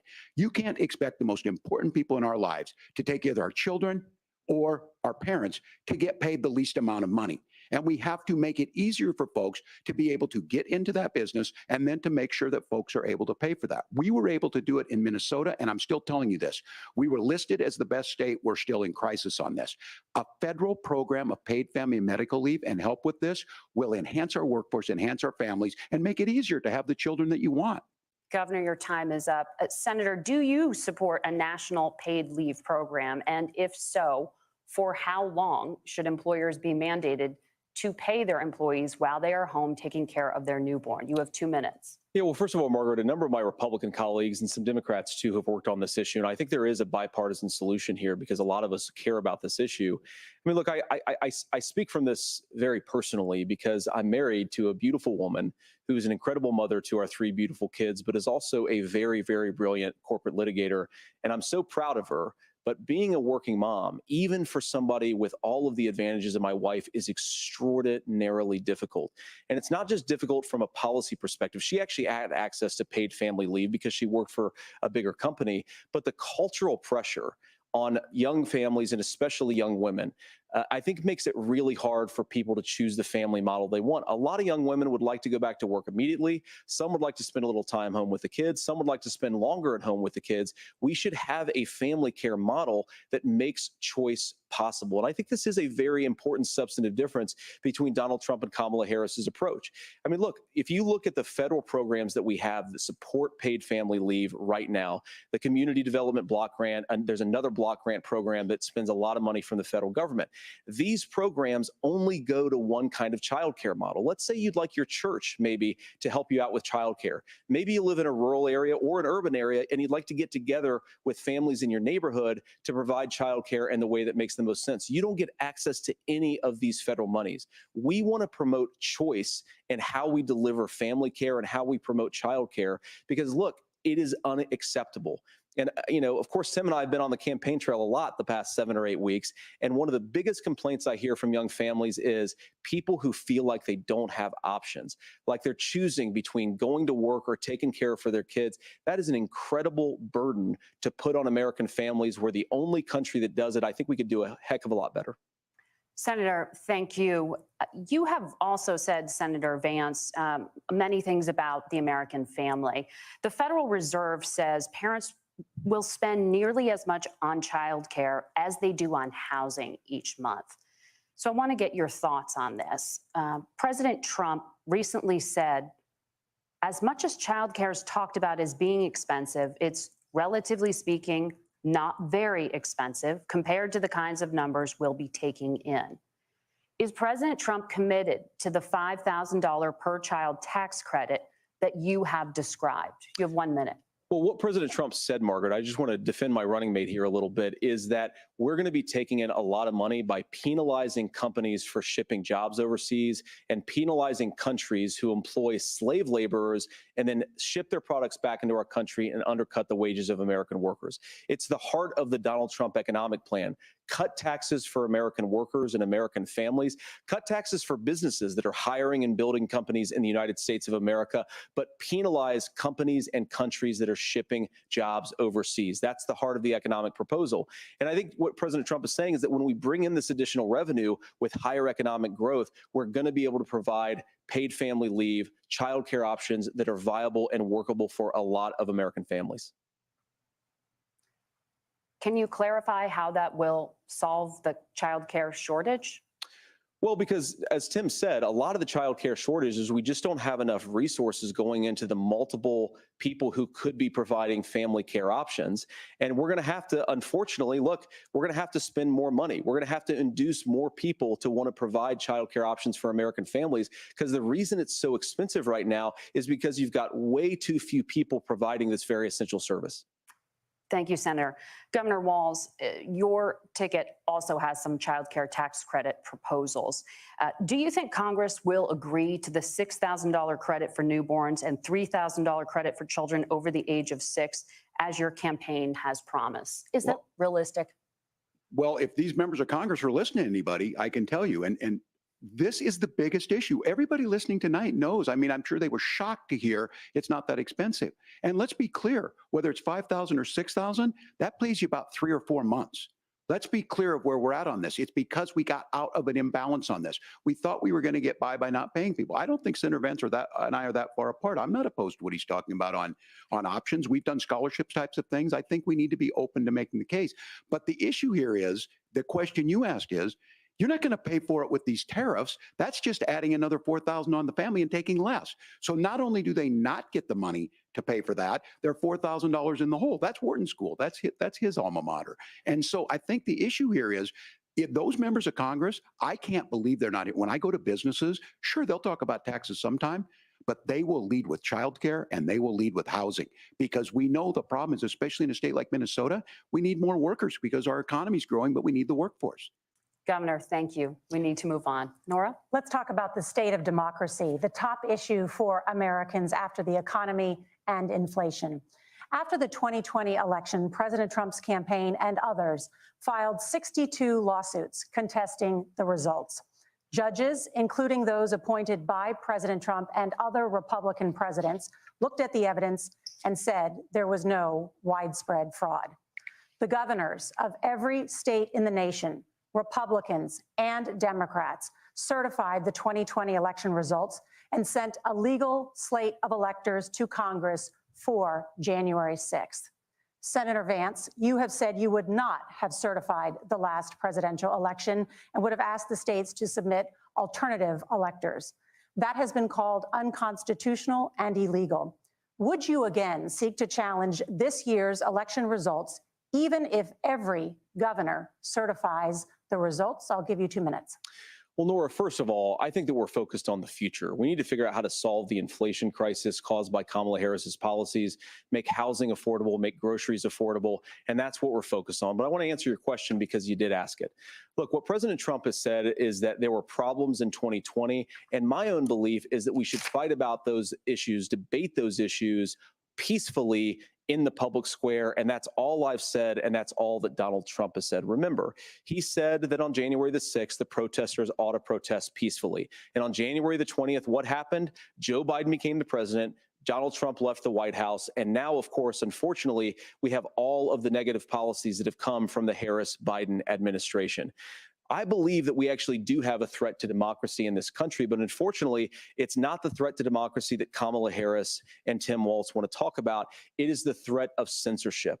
It's Americans casting aside lifelong friendships because of disagreements over politics. It's big technology companies silencing their fellow citizens. And it's Kamala Harris saying that rather than debate and persuade her fellow Americans, she'd like to censor people who engage in misinformation. I think that is a much bigger threat to democracy than anything that we've seen in this country in the last 4 years, in the last 40 years. Now, I'm really proud, especially given that I was raised by two lifelong blue-collar Democrats, to have the endorsement of Bobby Kennedy Jr. and Tulsi Gabbard, lifelong leaders in the Democratic coalition. And of course, they don't agree with me and Donald Trump on every issue. We don't have to agree on every issue, but we're united behind a basic American First Amendment principle that we ought to debate our differences. We ought to argue about them. We ought to try to persuade our fellow Americans. Kamala Harris is engaged in censorship at an industrial scale. She did it during COVID. She's done it over a number of other issues. And that, to me, is a much bigger threat to democracy than what Donald Trump said when he said that protesters should peacefully protest on January the 6th. Governor? Well, I've enjoyed tonight's debate, and I think there was a lot of commonality here. And I'm sympathetic to misspeaking on things, and I think I might have with the senator. Me too, man. There's one though that this one is troubling to me, and I say that because I think we need to tell the story. Donald Trump refused to acknowledge this, and the fact is that I don't think we can be the frog in the pot and let the boiling water go up. He was very clear. I mean, he lost this election, and he said he did. 140 police officers were beaten at the Capitol that day, some with the American flag, several later died. And it wasn't just in there. In Minnesota, a group gathered on the state capitol grounds in St. Paul and said, we're marching to the governor's residence and there may be casualties. The only person there was my son and his dog, who was rushed out crying by state police. That issue and Mike Pence standing there as they were chanting, hang Mike Pence. Mike Pence made the right decision. So, Senator, it was adjudicated over and over and over. I worked with kids long enough to know, and I said as a football coach, sometimes you really want to win, but the democracy is bigger than winning an election. You shake hands, and then you try and do everything you can to help the other side win. That's what was at stake here. Now, the thing I'm most concerned about is the idea that imprisoning your political opponents, already laying the groundwork for people not accepting this. And a president's words matter.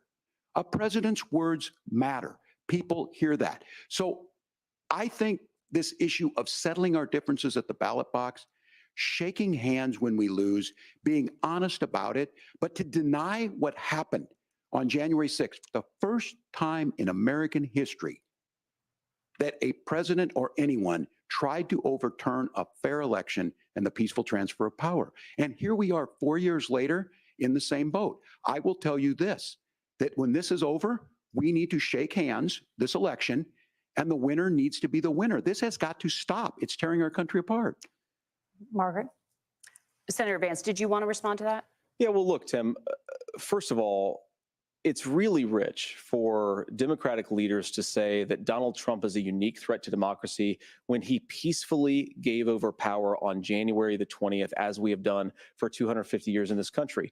We are going to shake hands after this debate and after this election. And of course, I hope that we win, and I think we're going to win. But if Tim Walz is the next vice president, he'll have my prayers, he'll have my best wishes, and he'll have my help whenever he wants it. But we have to remember that for years in this country, Democrats protested the results of elections. Hillary Clinton in 2016 said that Donald Trump had the election stolen by Vladimir Putin because the Russians bought like $500,000 worth of Facebook ads. This has been going on for a long time. And if we want to say that we need to respect the results of the election, I'm on board. But if we want to say, as Tim Walz is saying, that this is just a problem that Republicans have had, I don't buy that. Governor. January 6th was not Facebook ads. And I think a revisionist history on this. Look, I don't understand how we got to this point. But the issue was that happened. Donald Trump can do it. And all of us say there's no place for this. It has massive repercussions. This idea that there's censorship to stop people from threatening to kill someone, threatening to do something, that's not censorship. Censorship is book banning. We've seen that. We've seen that brought up. I just think for everyone tonight, and I'm going to thank Senator Vance. I think this is the conversation they want to hear. And I think there's a lot of agreement. But this is one that we are miles apart on. This was a threat to our democracy in a way that we had not seen. And it manifested itself because of Donald Trump's inability to say. He is still saying he didn't lose the election. I would just ask that. Did he lose the 2020 election? Tim, I'm focused on the future. Did Kamala Harris censor Americans from speaking their mind in the wake of the 2020 COVID situation? That is a damning non-answer. It's a damning non-answer for you to not talk about censorship. Obviously, Donald Trump and I think that there were problems in 2020. We've talked about it. I'm happy to talk about it further. But you guys attack us for not believing in democracy. The most sacred right under the United States democracy is the First Amendment. You yourself have said there's no First Amendment right to misinformation. Kamala Harris wants to use the power of government and big tech to silence people from speaking their minds. That is a threat to democracy that will long outlive this present political moment. I would like Democrats and Republicans to both reject censorship. Let's persuade one another. Let's argue about ideas, and then let's come together afterwards. You can't yell fire in a crowded theater.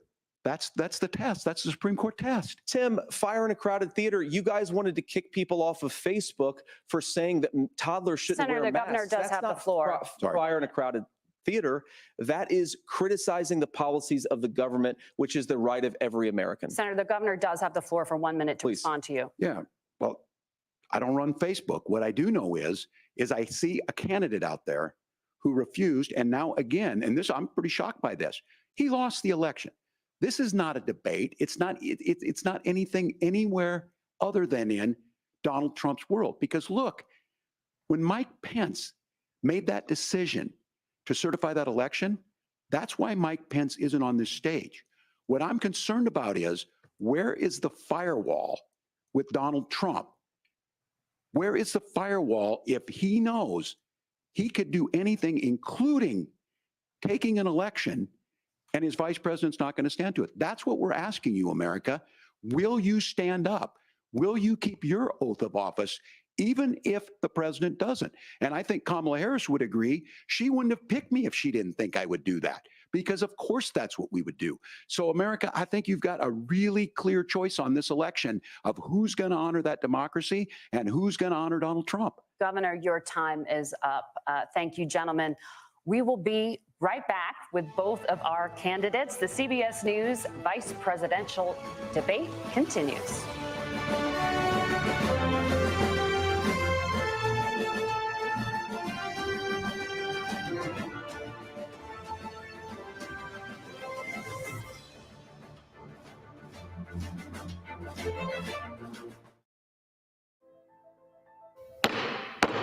The House will be in order. This year, C-SPAN celebrates 45 years of covering Congress like no other. Since 1979, we've been your primary source for Capitol Hill, providing balanced, unfiltered coverage of government, taking you to where the policy is debated and decided, all with the support of America's cable companies. C-SPAN, 45 years and counting. powered by cable.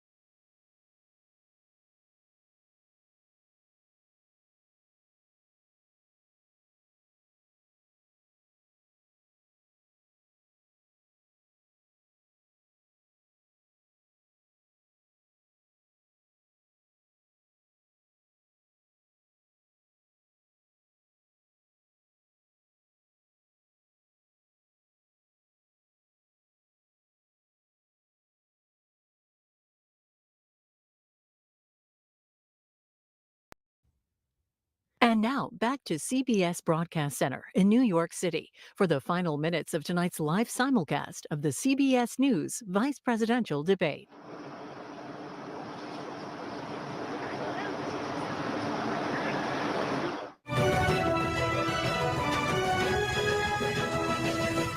Welcome back to the CBS News Vice Presidential Debate. It is now time for the closing statements. Senator Vance won the virtual coin toss and elected to go last. So, Governor Walz, you are first. You have 2 minutes. Well, thank you, Senator Vance. Thank you to CBS News. And most importantly, thank you to all of you. If you're still up and the folks who miss Dancing with Our Stars, I appreciate it. But look, the support of the democracy matters. It matters that you're here. And I'm as surprised as anybody of this coalition that Kamala Harris has built, from Bernie Sanders to Dick Cheney to Taylor Swift, and a whole bunch of folks in between there. And they don't all agree on everything, but they are truly optimistic people.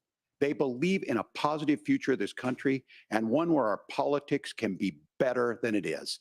And I have to tell you that that better than it is the sense of optimism that there can be an opportunity economy that works for everyone, not just to get by, but to get ahead. And the idea that freedom really means something, not the freedom of government to be in your bedroom or exam room, but the freedom for you to make choices about yourself. Now, look, we all know who Donald Trump is. He's told us, and as Maya Angelou said, believe him when he told you that. His first inaugural address talked about American carnage. And then he spent 4 years trying to maybe do that. Senator Vance tonight made it clear he will stand with Donald Trump's agenda. He will continue to push down that road. Excuse me. Kamala Harris gives us a different option. Now, I'll have to tell you, I'm going to be careful about the quotes, but there's one that Senator Vance said that does resonate with me. He said, Donald Trump makes the people I care about afraid. A lot of America feels that way. We don't need to be afraid. Franklin Roosevelt was right. All we have to fear is fear itself. Kamala Harris is bringing us a new way forward.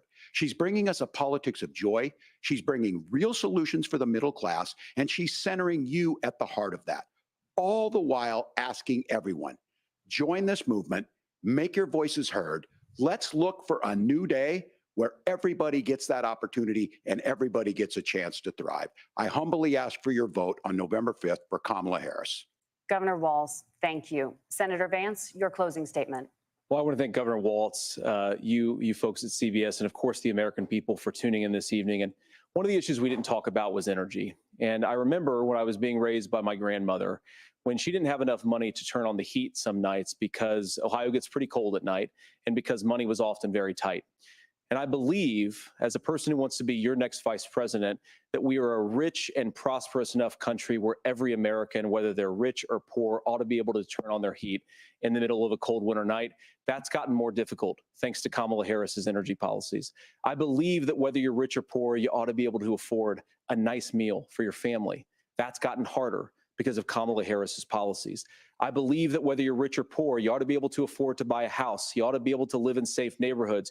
You ought to not have your communities flooded with fentanyl. And that too has gotten harder with because of Kamala Harris's policies. Now, I've been in politics long enough to do what Kamala Harris does when she stands before the American people and says that on day one, she's going to work on all these challenges I just listed. She's been the vice president for 3.5 years. Day one was 1,400 days ago, and her policies have made these problems worse. Now, I believe that we have the most beautiful country in the world. I meet people on the campaign trail who can't afford food, but have the grace and generosity to ask me how I'm doing and to tell me they're praying for my family. What that has taught me is that we have the greatest country, the most beautiful country, the most incredible people anywhere in the world. But they're not going to be able to achieve their full dreams with the broken leadership that we have in Washington. They're not going to be able to live their American dream if we do the same thing that we've been doing for the last 3.5 years. We need change. We need a new direction. We need a president who has already done this once before and did it well. Please vote for Donald Trump. And whether you vote for me or vote for Tim Walz, I just want to say I'm so proud to be doing this, and I'm rooting for you. God bless you, and good night. Senator Vance, thank you. And thank you both for participating in the only vice presidential debate of this election cycle. I'm Margaret Brennan. And I'm Norah O'Donnell. And a reminder, there are just 35 days until Election Day. Please get out and vote. And for all of us here at CBS News, thank you and good night.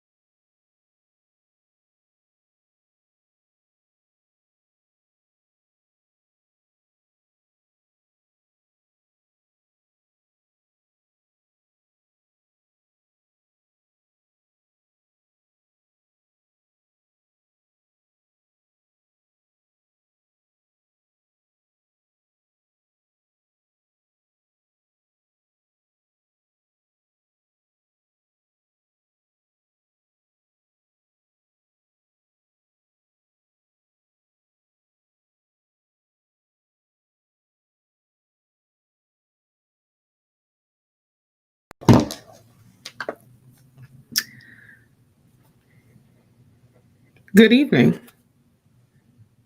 Uh-oh.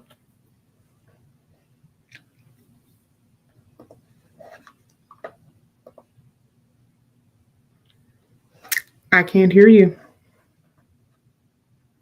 It might be me. Maybe it's not. Now I can hear you. Well, I think we're in good company. It's always something. No, it's all right. We got to get started, and it is the way that it is. Right. After we concluded the only vice presidential debate. Yeah. It wasn't that bad, actually. I was surprisingly impressed. The thing was, it was boring, which, we haven't had boring in a long time. Is that what it is? It was very boring. Like, it was very boring, and it got to the regular- point regular debate. where I didn't know if I really didn't know what was going on, because they started agreeing with each other, and then they were agreeing with each other, and then they were just agreeing with each other. And so Yes. it's, I don't really know.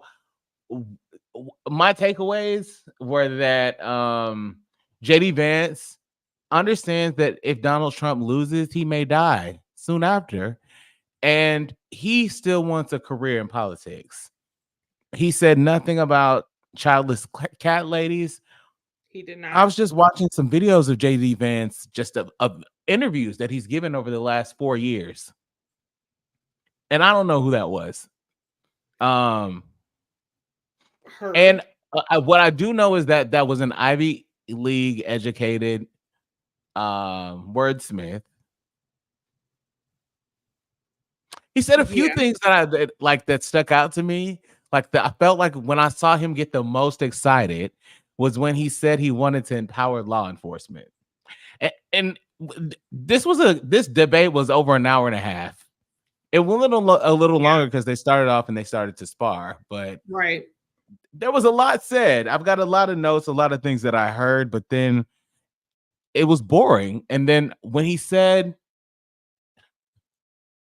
that we want to empower law enforcement, I wanted to start with a clarification of what that means in America. Right. Empowering law enforcement is not to get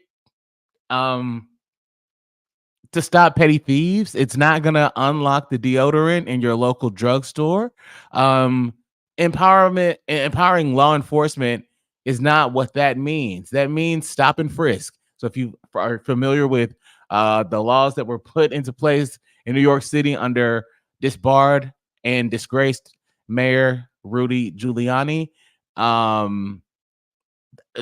that's what empowering law enforcement means. It means shoot to kill. It means judge, jury, and executioner. And it means that's all going to happen if law enforcement is empowered with full immunity, which is what Donald Trump wants. That's what he's asked for. That's what is mentioned in Project 2025. So empowering law enforcement, he perked up. He got bright. His eyes were like, let's do that. And that's not something that we should, I don't know. You want my main takeaway? That's what he wants to do. I think it's a very dangerous thing. I think it's incredibly I dangerous. agree. And I'm glad that you made that clarification, because that's exactly what that means. Not some super progressive policies or anything like that. It's absolutely things like stop and frisk, things that will harm predominantly Black, Brown, disenfranchised, and marginalized communities. And that's just every time. That's just not something that we need. So, no, thank you. But I absolutely think that there were some very good questions asked. I think that the difference in tonight and the presidential debate that we watched recently was there was no fact checking. That was an agreement. That was there was no fact checking by the moderator. No, that was in the rules. In the rules, yeah, that's what I'm saying. That was an agreement for the debate rules that there would be no fact checking. So at But there was. at one point, Governor Walz said, I know we agreed to no fact checking, but I'm going to fact check that. It's like, Well, and also JD Vance alleged that he was fact checked, which he was. right. He was. He But, you absolutely know, was. don't But he lie. also took the liberty, and I think that him taking the liberty to come and kind of like in the last debate when Donald Trump said that he knows, oh my goodness, I'm blanking out. But he said that he was going to call, and he just pulled an Arab name. Oh, I remember the moment. I don't remember the name that he pulled He out. just made it up. He did. And it was just like if you say, I'm going to call China and I'm going to call Ho Chi Minh, but you just make that up out of thin air. He kind of, JD took the liberty to just start making things up right at that moment. Like the moment that he then accused her of fact checking, which is crazy if you also saw how he responded to the fact that he thought he was being fact checked and somebody wanted to know, like, he was going to be exposed for lying. Yeah. I mean, but there were a couple of and I thought it was interesting too, because there were a couple of statistics that were given that I was like, these are just bold lies. At one point, he said that 90% of the gun violence or crime in America was committed with illegally obtained weapons. That's just not true. The statistics say it is potentially less than 20%. It's around 16, 17% of crime that is committed with illegally obtained weapons. The majority of crime is committed with legally obtained weapons. That includes the mass shootings that have occurred. Now, Vance did mention that there were some differences in the question was, recently parents are being held accountable for mass shootings that are occurring. Do you think that this will help curb gun control, since you tend to vote against common sense legislation and other gun measures that could curb gun control in this country? And I was not surprised, but disappointed when Senator Vance said, well, I don't know all of the details of that case. How? What do you mean? I could see how the average person may not know all of the details, but you're running for Because vice he's a president. robot. He's a programmed robot. I have a problem with that. He's not somebody that studied policy. He's not he's not someone that is an expert on the law. He's an expert obstructionist, and he is a wordsmith that can spew professional bullshit. And that is what JD Vance is. That's why he was chosen. He does not speak in word salad. He does not make up words or moments or things while he's orating. He's very comfortable in that space. He talks so much bullshit, he can talk it all day long. Now, the difference between him and the person that he is running with is that this other person just simply makes things up and believes them as he says them. Like the things that come out of Donald Trump's mouth, it's just like, I'm saying it now. No one's ever heard it before. It's a fact. You're not going to find it as a fact anywhere. No one's ever said it, but I said it. It's absolute. And then he's got a cult of people that are following behind him. So I wasn't really shocked at JD's lack of, like, I don't think that he's full of information. I think that he's attained a very high he's attained very high positions because of very rich people in high places, and they are using him to push an agenda that they don't have the look, they don't have the sound, they don't have the poise, they don't have the finesse, and they are not as conniving, trifling, arrogant, and nasty as he is, right? So they're not able to do that in the circles that they need to do it in, but they have the money to ensure that he never fails, and that's unacceptable. Well, I don't have another word for it. It's just unacceptable. So we've kind of given our overall takeaways, but I want to go through some of the specific questions that were asked. The first question started with talking about, and I was kind of glad that they started with this, but they started talking about Iran. Of course, we know that Iran launched a missile attack at Israel earlier today.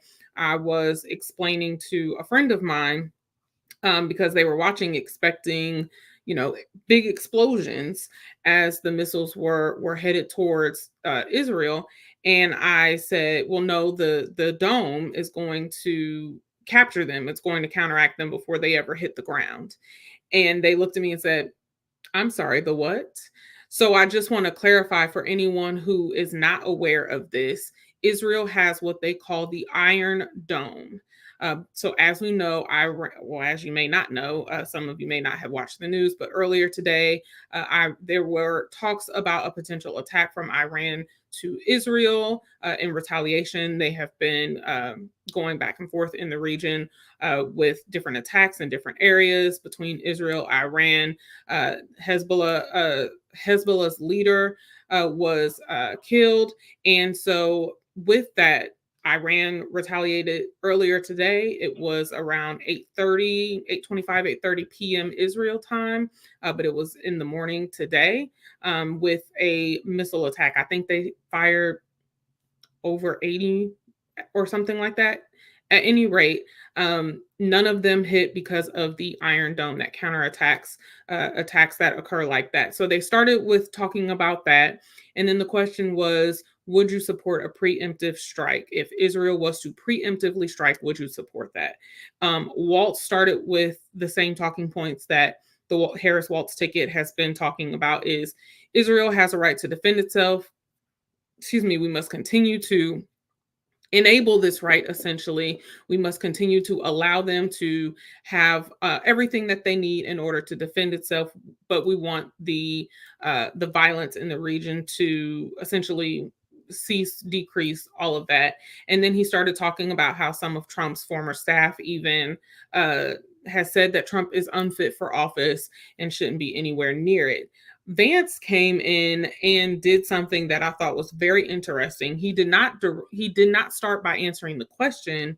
He started by saying hello and thank you to everyone, and then introduced himself, and then went into answering the question. So I wanted to get your thoughts on that. Do you think that beginning point did anything for folks who were watching? Did it do anything for you? Did it kind of set the tone for what the debate was going to look like? Or no, absolutely not. But I do believe that was so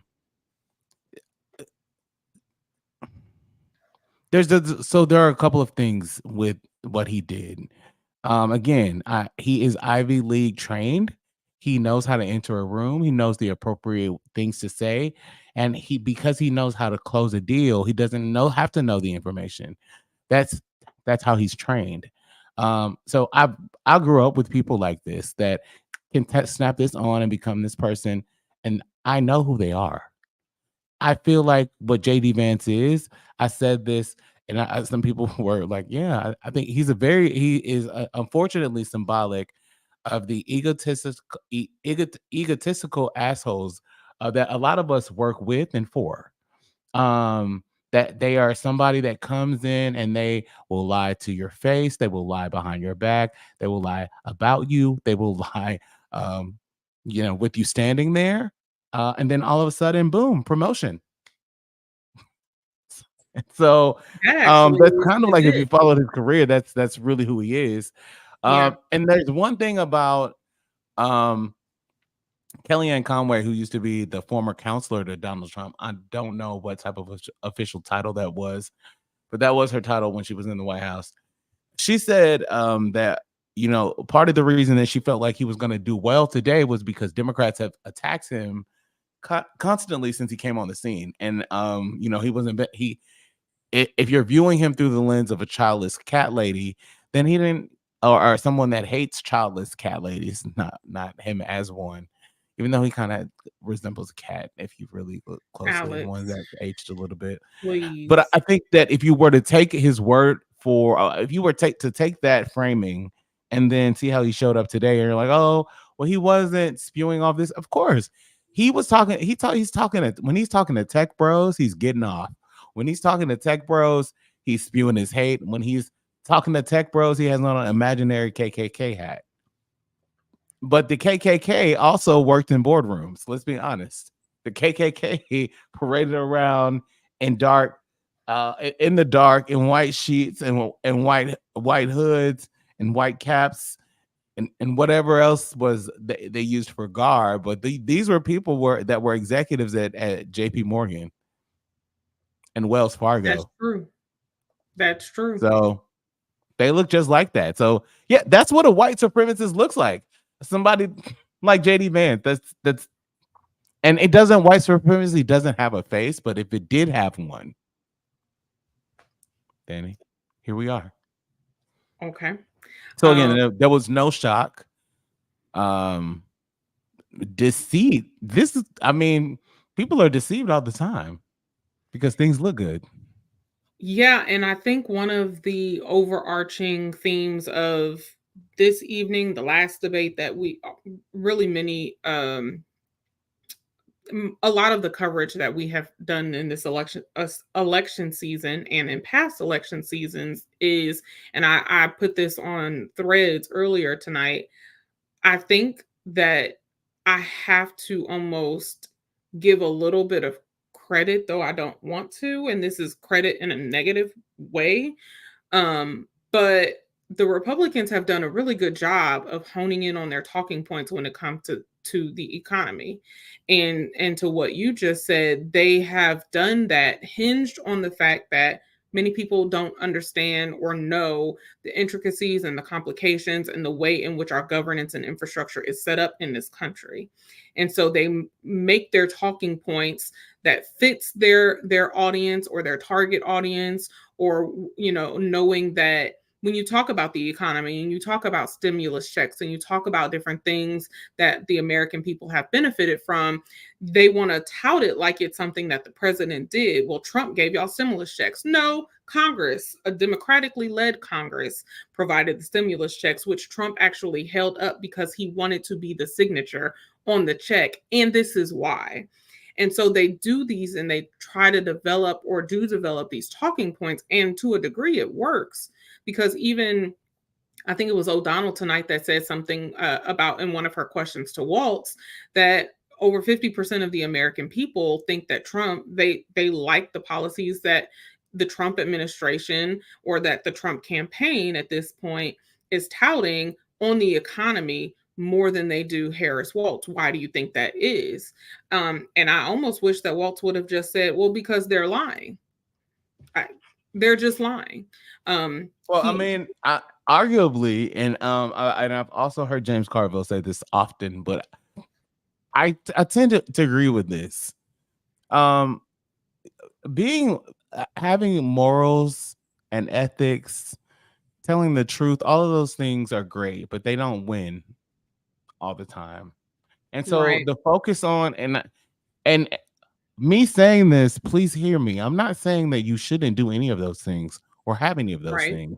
I think you should be cognizant of the fact that somebody lied to you if they told you that if you do all of those things, A, that you would feel better when you lose, and B, that you would win. Because you don't. That's not how life is. You're taught that, but you can't teach children to lie, steal, and steal. And steal. But that's really what it is. So when you have people that are willing to lie about everything, and they do lie about everything, when they come to the table and it's very disingenuous, and they are very aware of their lies, to try to prove your point that you're telling the truth, it just doesn't. It doesn't. While it does, it should help the person. It does not help you win. Right. And I think that's the calculation that they've made. There's enough people that A, believe it, B, don't tune into politics, and if you could send them another check, that's all they're going to need. So you sent me one, why would I believe that you would send me another?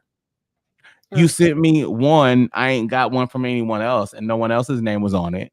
Right. So the things that you're saying, why should I believe that it really wasn't him? Because no one has ever done that before. No one's going to do it again. So that lie essentially makes sense to them, no matter what you tell them, how it works, what the process was. Like and I'm not saying it's wasted breath.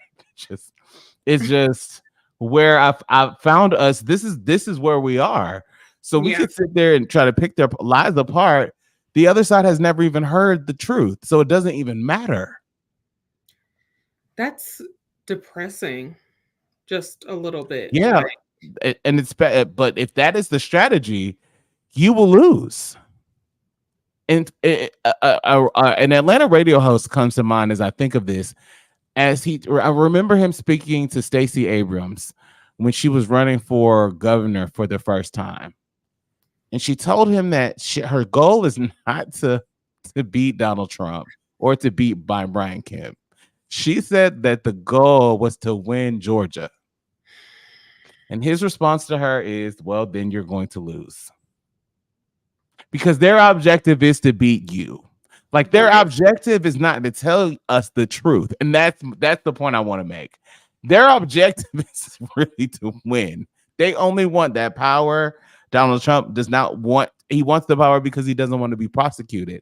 So they were willing to put an entire city at risk, an entire race of people, an entire culture of people that is here legally. And even after told, because that fact check had to happen, because they continue to stoke this lie that these people, that these immigrants that are in Springfield, Ohio are here illegally, and they're here legally.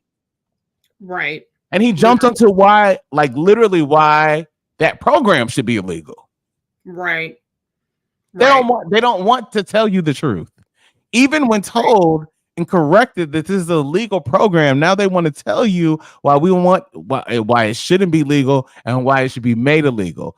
And he also cited a program that has expired, but did not want to get fact checked on that, which Tim Walz was readily happy to do that. Because he actually has been sitting in Congress for 12 years while you got your Senate seat because it was paid for by these tech bros that you jerk off. So, I mean, it's the disingenuous. I can't speak this. I haven't been able to speak all day, so I'm not surprised. Like I've been up for 20 hours, so I'm pretty sure that the words that weren't coming out this morning aren't coming out at this point. So disingenuous was not the word I was going for. But that will work. Okay. That will work. That will work. Okay. That type of disingenuous presentation just really bothers me. I agree. It is prevalent. It's prevalent in circles, and these are the circles. Now, mind you, these same circles of men that are voting for this type of disingenuous character, their wives are over it. So we're sitting in the middle of this gender gap disparity, which the gender gap is stunning. Yes. It's stunning. But for males that feel like the statement, like they're really giving it to literally vote to keep and uphold patriarchal and values that really do yourself a disservice, your family a disservice, women a disservice to prove a point. Because that's a lot of this is really about ego, and that's because it's become a personality driven, culture driven election. Trump is spending his time, like, while there's been allegation after allegation of Kamala Harris not doing interviews or serious interviews, Donald Trump does not ever do anything serious. He's never serious. He's never sat down with a serious person to do an interview. And now he's sitting down with 20-year-old podcasters and incels because he wants them to feel empowered. So I'm glad you brought up the gender gap though, because it's women earn about 16% less than men. It's about 84 cents to every dollar that men earn. And there was a question where they were talking about, there were a couple of questions that involved women and birth giving persons, particularly when it comes to reproductive access. But when they were talking about families and they were talking about the economy and they were talking about the child care crisis, child care costs are high. When you look at how much childcare costs, it's a mortgage payment. And sometimes it's a mortgage payment for every 2 weeks. Sometimes it's an additional amount of a mortgage or a rent payment every month just for childcare. And so it is a crisis. And one of the moderators included in their question that the United States is one of the few developed countries that does not have a thorough paid family leave program, particularly for new parents. And the question was, how long should employers plan or be held responsible or held accountable for paying workers and their employees for parental leave? Walz was talking about, he emphasized that, yes, this is a crisis. This is a problem. We need to make sure that we control the supply and demand. People need to be able to pay for what they need, but they also need to earn a living wage. So he really tied it into the economy and talked a bit about that. But he also talked about how we need to, ensure that we have a paid family leave program. He touted some of the successes that he's had as the governor of Minnesota. As you mentioned, he was in Congress for 12 years and then was elected as governor of Minnesota. And so he talks a lot about community in different answers. He talks a lot about the paid family medical leave. He talks about the different programs and things that should be offered to the families. And he talks about, he said earlier when they were talking about reproductive access, we're not pro-abortion, we're pro-women. And so he's talking about this. He's talking about the I different appreciated programs. that correction. I really appreciated that correction for so many reasons in so many ways. So he's really talking about the discrepancies between, Trump wants to offer tax cuts to wealthier parents and wealthier families, and these big companies are able to offer options like paid family leave, but we don't have any federal program, we don't have any national programs, we don't have any assistance for those who are in states or areas that or don't have opportunities, the job and vocational opportunities who provide the childcare options. Vance got up and said they essentially want to offer options to families, but not in the way that Governor Walz was talking about. Senator Vance was saying, maybe the folks in the neighborhood want to get together and everybody watch each other's kids. Or maybe, we have to give the families the choice and give them the choice of the family model that they want. Some women want to go back to work immediately. Some enjoy working 5 days a week. We shouldn't make the choice for the families. We should be able to allow the options to be open without overreach so that families can make a decision for themselves. While I agree with that to an extent, I think that not having some type of national program like many other developed countries and nations have is doing a disservice. And so when we're talking about things like Medicare, Medicaid, we're talking about things like universal health care, which is not the same thing as what we At have all. with ACA. That's not the same thing.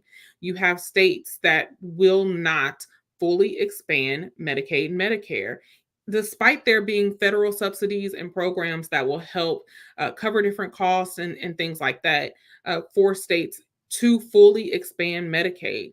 Georgia, for example, came just shy of fulfilling the requirements intentionally, might I add, that would have given our state subsidies and different federal programs and options for our healthcare.gov or our healthcare marketplace in the state.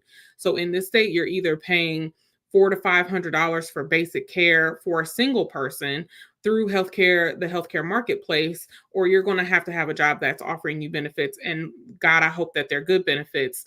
And also, if you fall anywhere within that, or you are priced out, or you don't meet the requirements for the social net programs that are in the state, which it's hard to qualify for various reasons, then you're just kind of ass out when it comes to healthcare.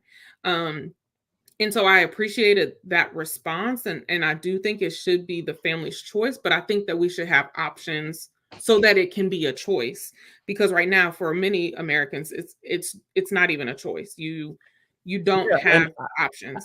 I appreciate that, and that's also something that I find really frustrating. I actually was just having a conversation with someone that has a sick parent, and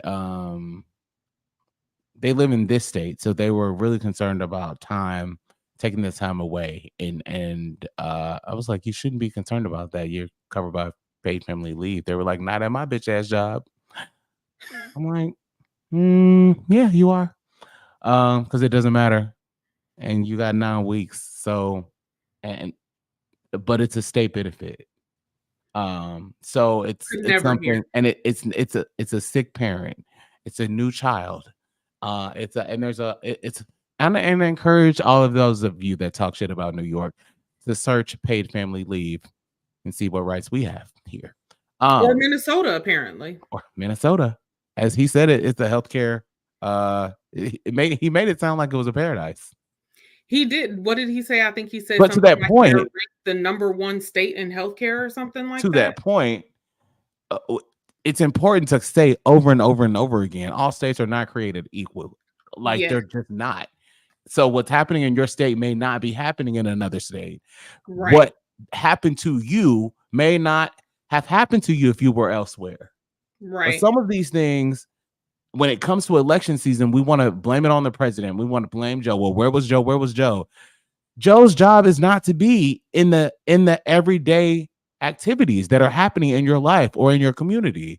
But there are people that are in those communities right now that you should be focused on and holding accountable. And those people right now have probably had some part on whether or not the policies that are passed by any administration ever reach your doorstep. There are people in your state that help to facilitate that. So if you are not aware of what the capabilities are, where you can go, how you can connect, and who you should be blaming. Well, Joe, there's still potholes. Like, Joe, please. That's not how any of this works. Inflation's high, Joe. Run me another check. No. Because that was your money anyway. Even though it had Trump's name on it, it was your money. Right. That's what happens when there's a plague. Like when people are dying left and right, your government is supposed to step in and do those things. That's what a government. There are countries that laugh at America because we call ourselves the best country on earth, and there are people that are walking around that don't know when they will have healthcare, when they will see a doctor, when they will see another dentist. And these are the norms here. Like, these are things that we've come to accept. So we talk, and then the lower you go, or like depending on where you are, like it could just literally be you got so much to say about Mexico, but those people, they can go to the dentist. And that's that on that. I digress. Let's get back to Vice President or future Vice President Tim Walz. Potential future vice president. Sure. I wanted to look up what they're ranking. That's a very sad little man. I wanted to look up their ranking. Minnesota ranks number 16 overall in healthcare on the U.S. News list. Out of 50 ain't bad. I'm sorry. I said 16 out of 50 ain't bad.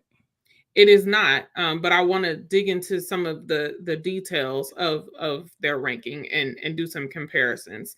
So they have 6.2% of their population without health insurance. This is below the national average, which is 11.3%. Now let's compare that to, let's say, Georgia, which has 16.6% of our population without health insurance. There are other factors, but I wanted to point this out because at one point during the reproductive access conversation, during the debate tonight, I appreciated Governor Walz's response so much. And not just because I am a liberal or a progressive when it comes to reproductive access for women and birth-giving persons. It is something that I heavily advocate for, especially being in the South where we have some of the most restrictive access rules and legislation in the country, which thank you, Judge McBurney, who just overturned the very restrictive access heartbeat bill that we had here, which I know that will go through the courts. But as of right now, after the reporting of 2 deaths of 2 mothers in this state, and I'm sure there are more we just don't know about yet, Judge McBurney, he's actually been on a roll this last 48 hours in particular, but he overturned the restrictive access bill here in this state. But what I appreciated about Governor Walz's response over Senator Vance's response was Governor Walz humanized this issue. He humanized it by naming mothers by name who have lost their lives, including Amber Thurman, who was a young Black mother who lost her life here in Georgia. He named another mother who almost lost her life in Texas due to different complications. She survived, but now may not be able to have any more children. So he humanized the issue in a way that this is not just a talking point. People are dying. Women are dying. Women are coming close to death. The maternal mortality rate in this country is ridiculous, particularly when you're looking at Black women and women of color in this issue. Whereas Senator Vance was going through all the talking points, as many politicians do, of, we also want to be able to support for families, and we want to support fertilization, and we want to support, but he was saying we want to support all of the things that are pro-life. And so he said that, and I was very mindful of his intentionality behind his words.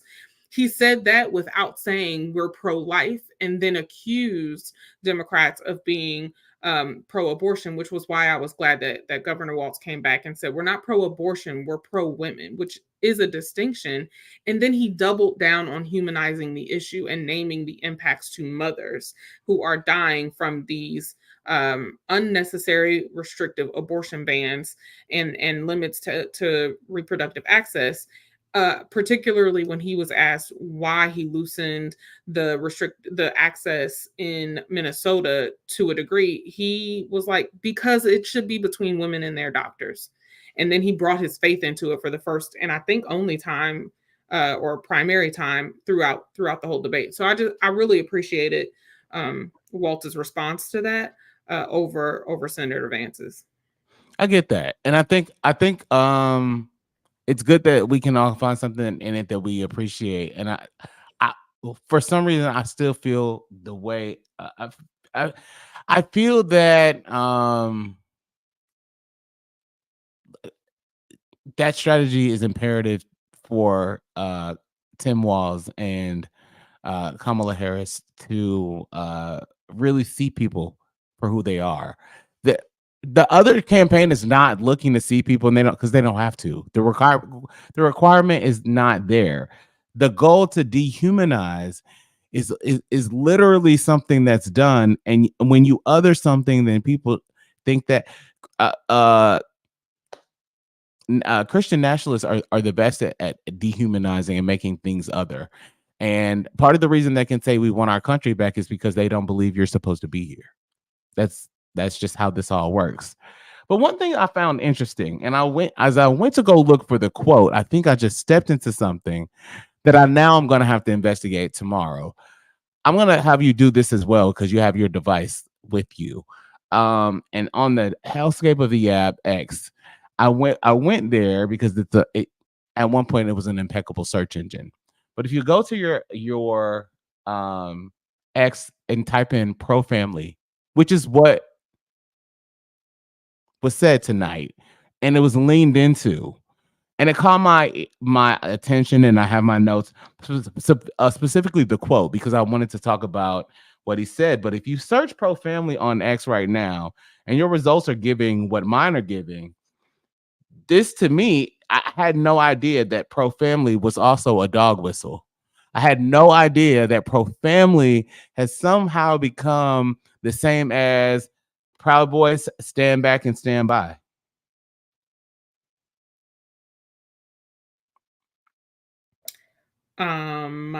I definitely did not either. If specifically if you type pro family and click photos.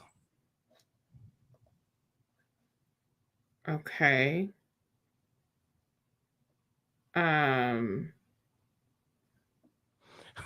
read some of the things that you're seeing. I'll just show you. Pro family, white pride. Pro family, white pride. Pro family, white pride.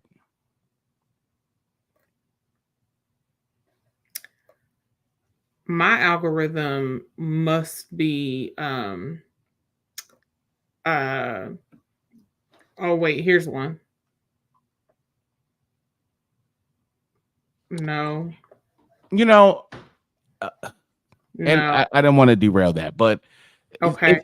it was interesting that he said it the way that he said it. I said I want to do the investigation. That's what my algorithm is giving me right now. Very bizarre. That is bizarre. I've never seen that or heard of that. And To me, I've never, that's why I said it. I would have never even thought about that. But again, that's my point, because they don't have to see people. They don't have to humanize people, because when they are on the main stage, when they are talking to presumptively America, they're never really talking to you. Right. And it's so hard to have this conversation because you just watched that debate. You thought that was for you, the American voter, to vote. They're still catering to their base. And they're not changing their rhetoric. They're like, his focus. JD was cleaner tonight. He was. But he stood by Donald Trump up and down. And it's not 5 years ago that he was calling the man Hitler and said that he thought his presidency was abysmal. Like, this man is on tape just saying things over and over and over and over and over again. And the first thing they want to do is say, well, Kamala Harris explained to us why you had a different stance on the border in 2019. She was running for president. Now she's been the vice president. She's seen some things. So she knows that some things that she was thinking she can't do, but she's got a blueprint. But what were you thinking when you said that man was Hitler and then you became his vice president? Like, what were you thinking? I don't care what you were saying tonight, because it doesn't mean anything. It doesn't mean anything when you open your mouth.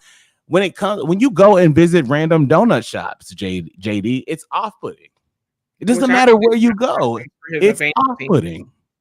So you're not going to convince me tonight because you were on-putting and you just put on a presentation. We sit and watch. Listen, young kids are watching presentations way before we started watching them in my day. And I'm not even that old, okay? People are watching the Apple. Every year, Apple gives a presentation. So we know what a good pristine presentation looks like. We know what we're going to get, and we know what we're looking at when we see JD Vance. I saw something about him that I wanted to say. Then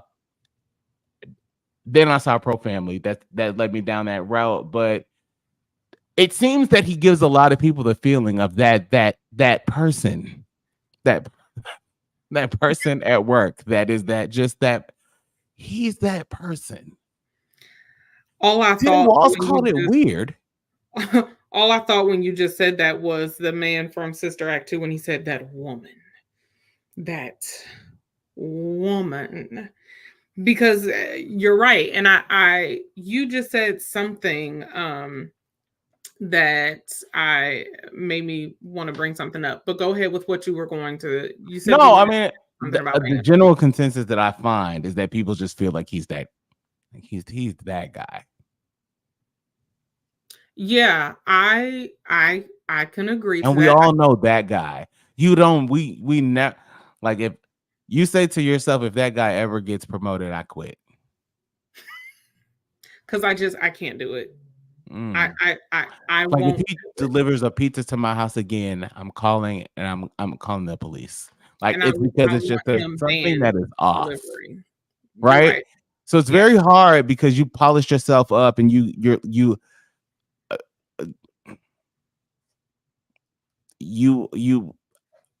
I don't know. I don't know what we are trying to be sold. I'm glad that we won't have to endure that again because that was it was very unbearable. But it was not like the worst thing I've ever sat through. I'm not gonna be dramatic. It wasn't the worst thing I've ever sat through. It was something that I could understand, but also like my bullshit meter these days is just off the charts because I hear lie after lie after lie after lie. But I know that we live in this day of misinformation and disinformation. And the goal is the goal is not to get everybody. They're only trying to get a few. They only need a few. I hate everything about that. Yeah, because we all need new strategies. Like what has worked does not work. What people are hearing, they're not hearing. What people are seeing, no one's seeing the same thing. Right. I will say that there were 2 threads that I did tonight that got I guess I would say the most engagement of some of my threads this evening. The first one was I said calling. Explain to people what Threads is. Threads is where I went when my X algorithm turned into a neo-Nazi fun fest. It is the alternative to Twitter that Instagram fast-tracked once Elon Musk bought Twitter and turned it into the hellscape that is X. So I am mostly on Threads now. I very rarely open my X app. I mean, I'm on there, but very rarely do I engage over there because I like Threads and my algorithm over there better. So I was live threading. And one of the things that I said was when they were talking about Hurricane Helene, which has a death toll of over 150 people across 6 states. Entire communities are underwater. Bridges have collapsed. It is estimated to or on track to be the most deadly and costly hurricane in our history. And folks in Georgia are still without power. Folks in Florida are still without power. North Carolina, South Carolina, Tennessee, and Alabama all have impacts. And so they were answering this question of about climate change because these are part of the impacts. And so, the question was, what would be the responsibilities of your administration in climate change, essentially?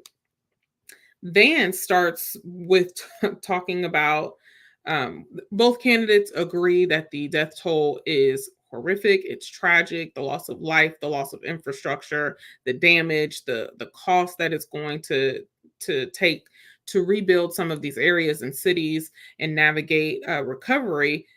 Both candidates started with that in both of their responses and agreed respectfully in that regard. Vance then switches to or pivots to the talking points that sounded very familiar, of calling it weird science. And so he said, let's just say for the sake of it, we're not discussing weird science. And then he proceeds to tout the Trump administration's successes, quote unquote, in climate change, and talks about we need to refocus our energy and refocus our investments into American jobs and energy jobs here. And as as Trump says, drill, baby, drill. And my brain could have just I could have screamed. And I said, weird science is crazy. And so I put on threads, I said, calling climate change a hoax in 2024 has to be a joke. Because how?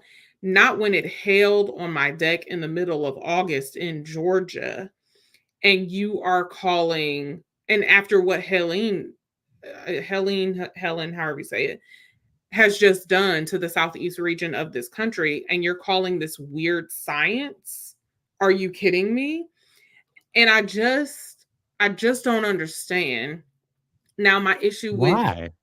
I don't How can you understand still not why. understand It's who these hot as people hell. are? Like, what I is that? know.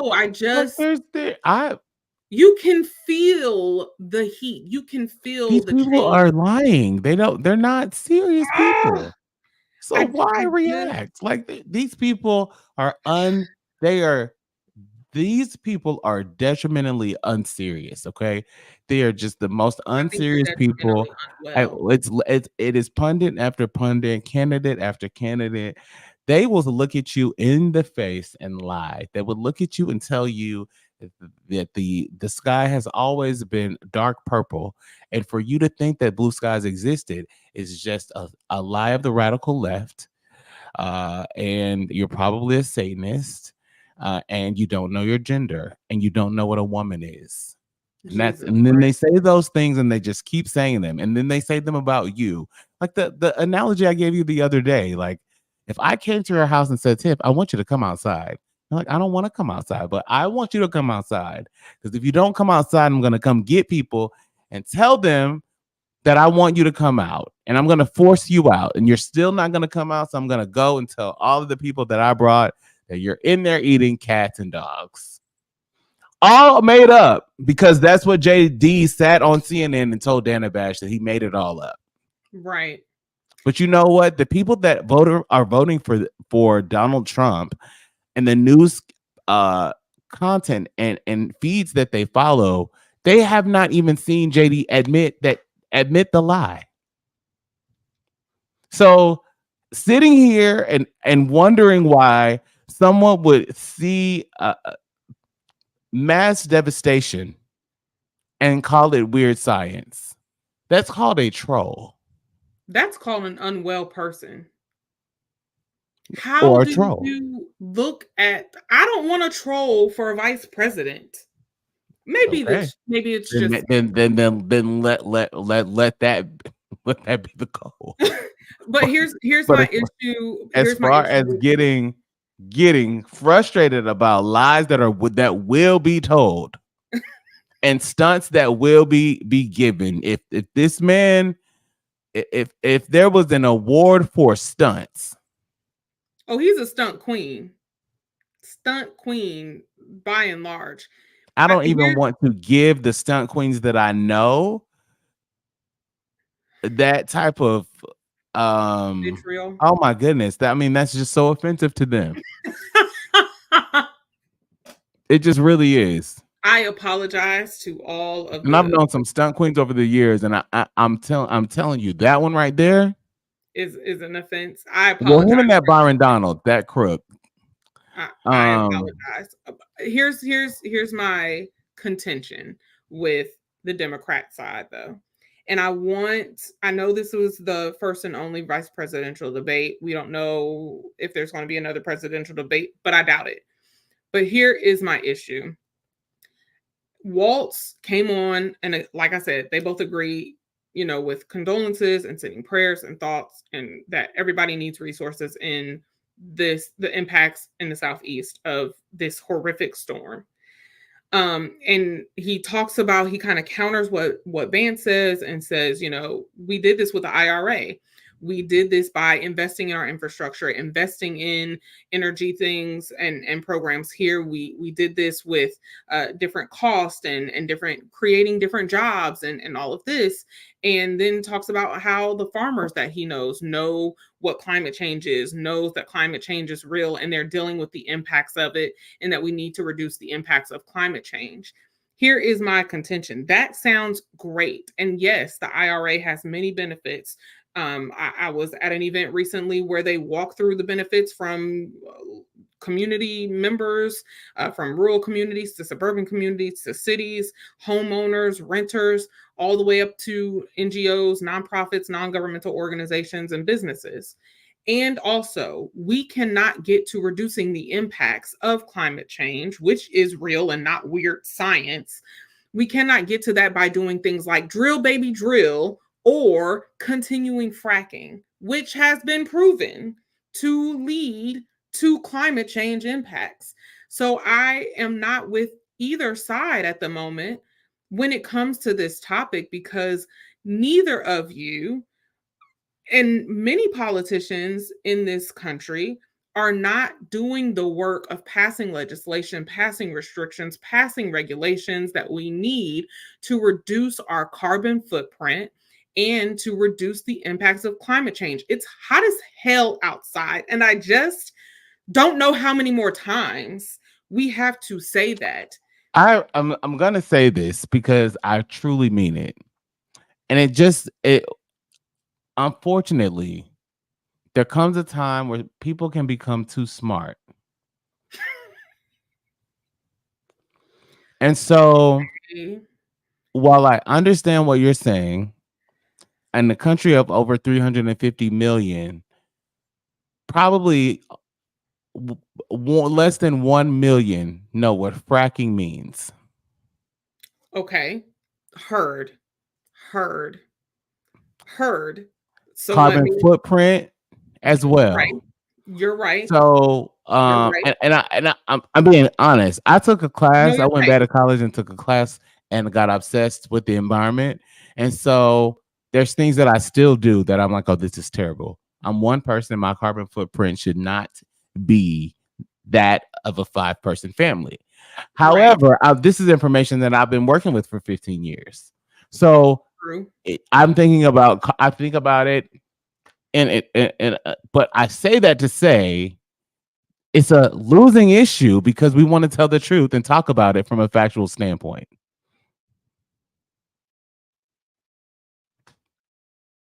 Because if you say you say those words, and then on the other hand you say, well, it's hot, but it's getting hotter than it used to get. And that's what wins.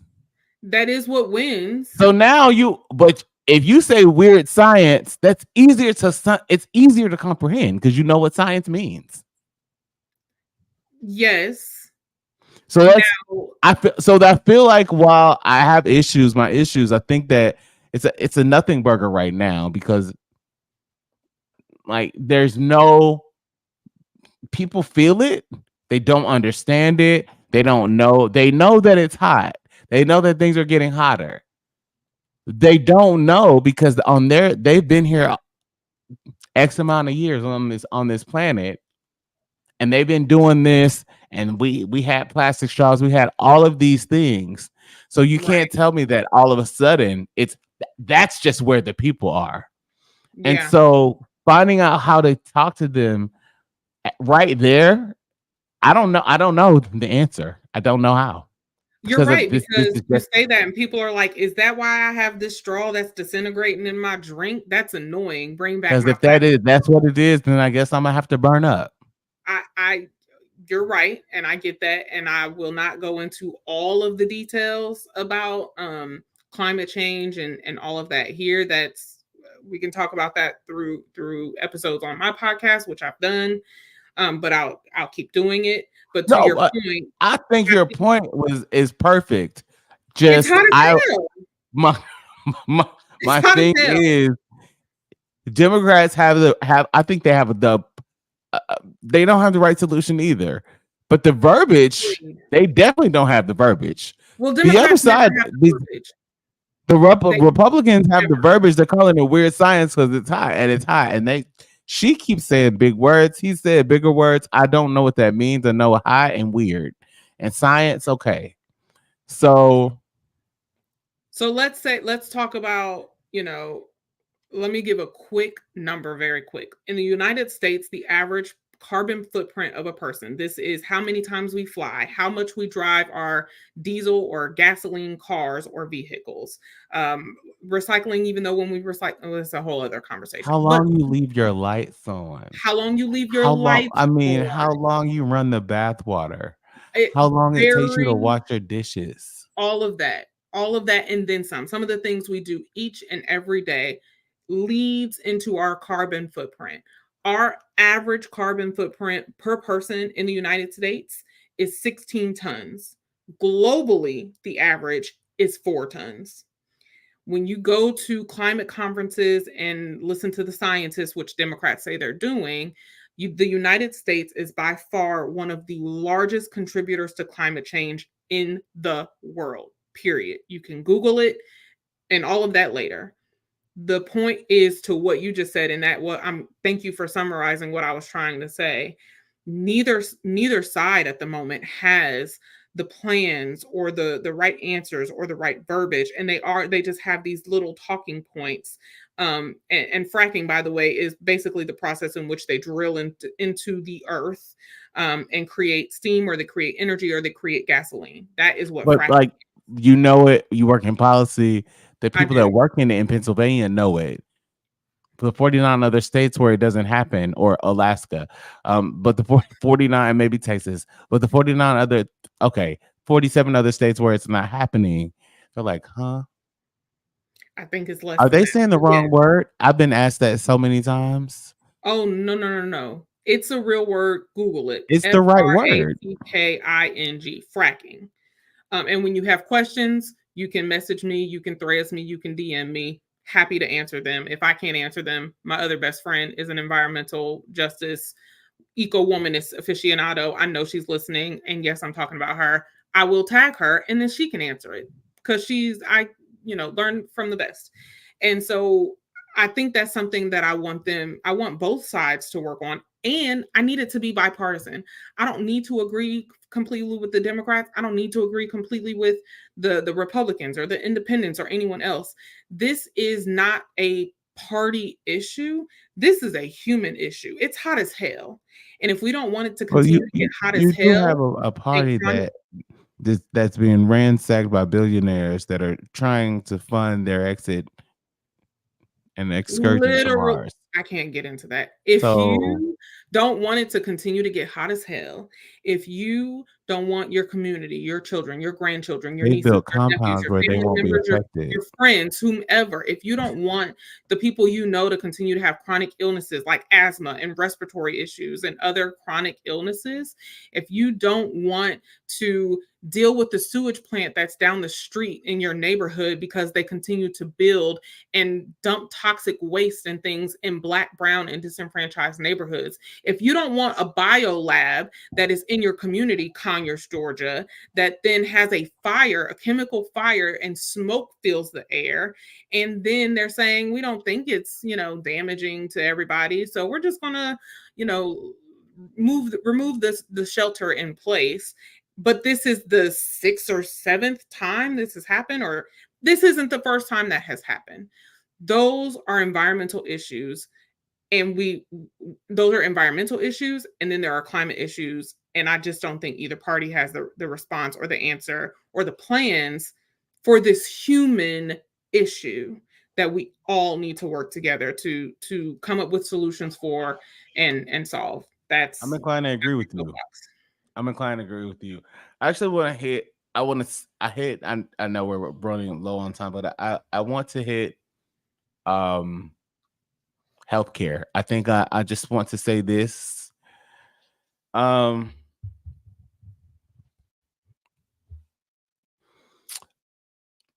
life expectancy for Black men in the United States is at 69 years old right now.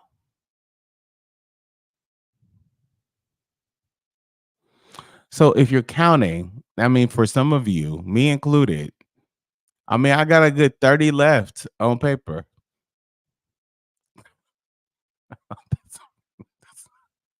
I don't know why I'm laughing.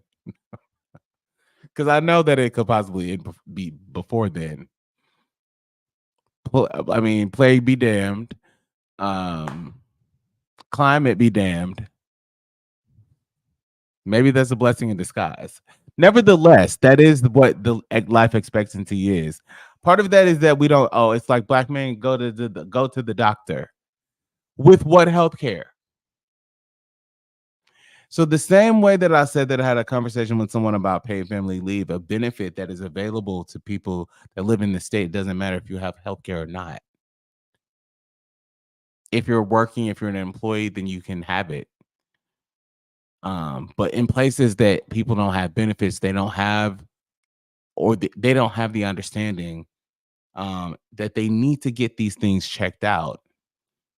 Understanding what is in what the healthcare platform of political leaders that try to lead this country is vitally important. And so, you choosing not to go to the doctor is a personal choice, but don't make that choice for the people in your family. Don't make that choice for the people that you're connected to. Understand that that a pre-existing condition is no fault of that person with that ailment. So for that not to be covered, which in one time in this country, this great country, it was not. Right. And just to add a quick note, if it's 69 for Black men, it's about 76 for Black women. I'll let y'all be the judge of why we get a few more years, but the point is, it's only a few more years. It's 80 for white women. Do with that what you will. Wonder what that looks like. All right. Well, wow. Some of the topics that we didn't get to cover, but you can go to Black Alerts, BLK Alerts on Threads, Twitter.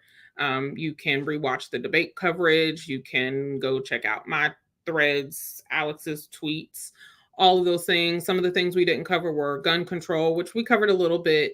They also talked about tax credits and the plans. I was blocked out of Twitter, so there weren't many tweets. You said you were locked out? Yeah. Okay. Surprise, surprise. Okay. Suspicious activity from my house. Surprise, surprise. I sent it to you in Teams. Is that what that was? Okay. Yeah. Y'all, we deal with all kind of shadow banning and suspicious activity and all of this on all of our accounts, our personal and our news accounts and all of that. And I've seen like Joy Ann Reid and different journalists dealing with this. Y'all are censoring the wrong people, and I'm gonna just leave that at that.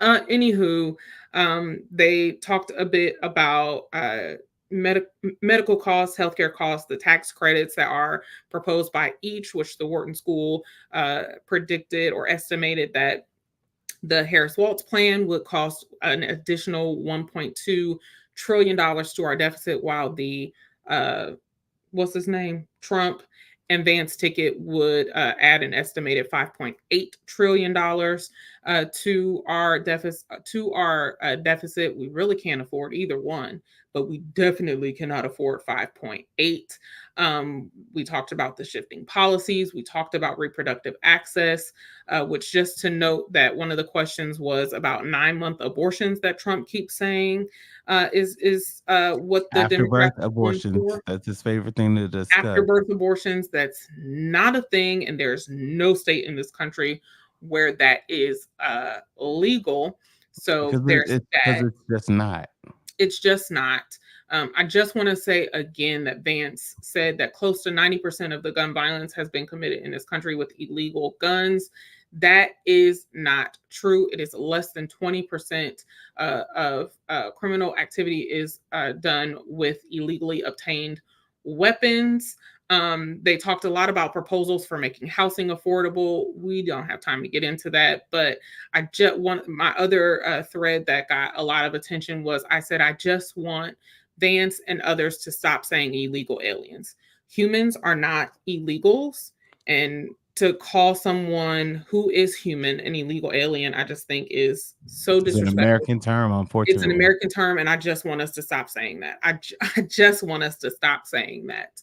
We're going to say something else. So what I hate about America, and because I have the right to, is that as soon as we stop saying something that's problematic, we create something else that's just as problematic. We create it. Let's not do that either. You do it because you have to do something to disparage others, because that's the blueprint. Or not. Or we could not do that. It's the blueprint.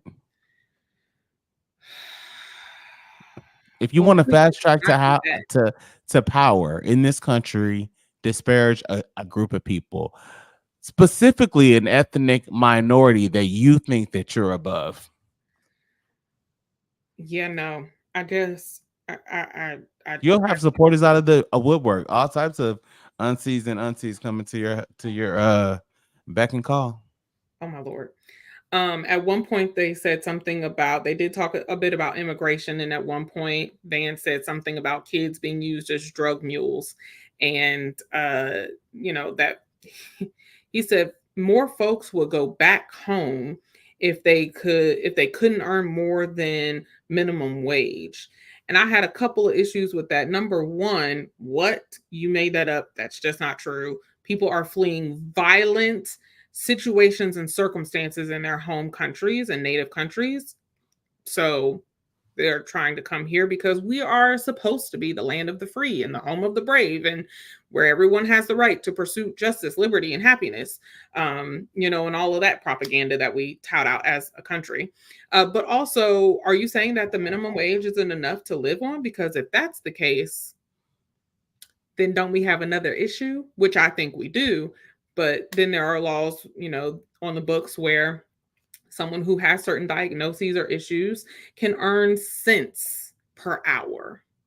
And we don't have time to get into that conversation. But what the hell? So I just think that overall, Vance, let me say this. Overall, I thought that the debate was boring to what you said at the top of our conversation, but boring in a good way. This is what debates are supposed to look like. It is supposed to look like respectful disagreements and discourse on the policies and the issues that impact our daily lives, the ins and outs, us paying our housing costs, us being able to put food on the table, us being able to put gas in our cars or get an electric car if we want, us all being able to have the equal access to opportunities, equal access and protections to elections, to healthcare, to food care, to all of the things that we need. And I think that both candidates did an excellent job of respecting each other. For the most part, they talked over each other, on a couple of occasions.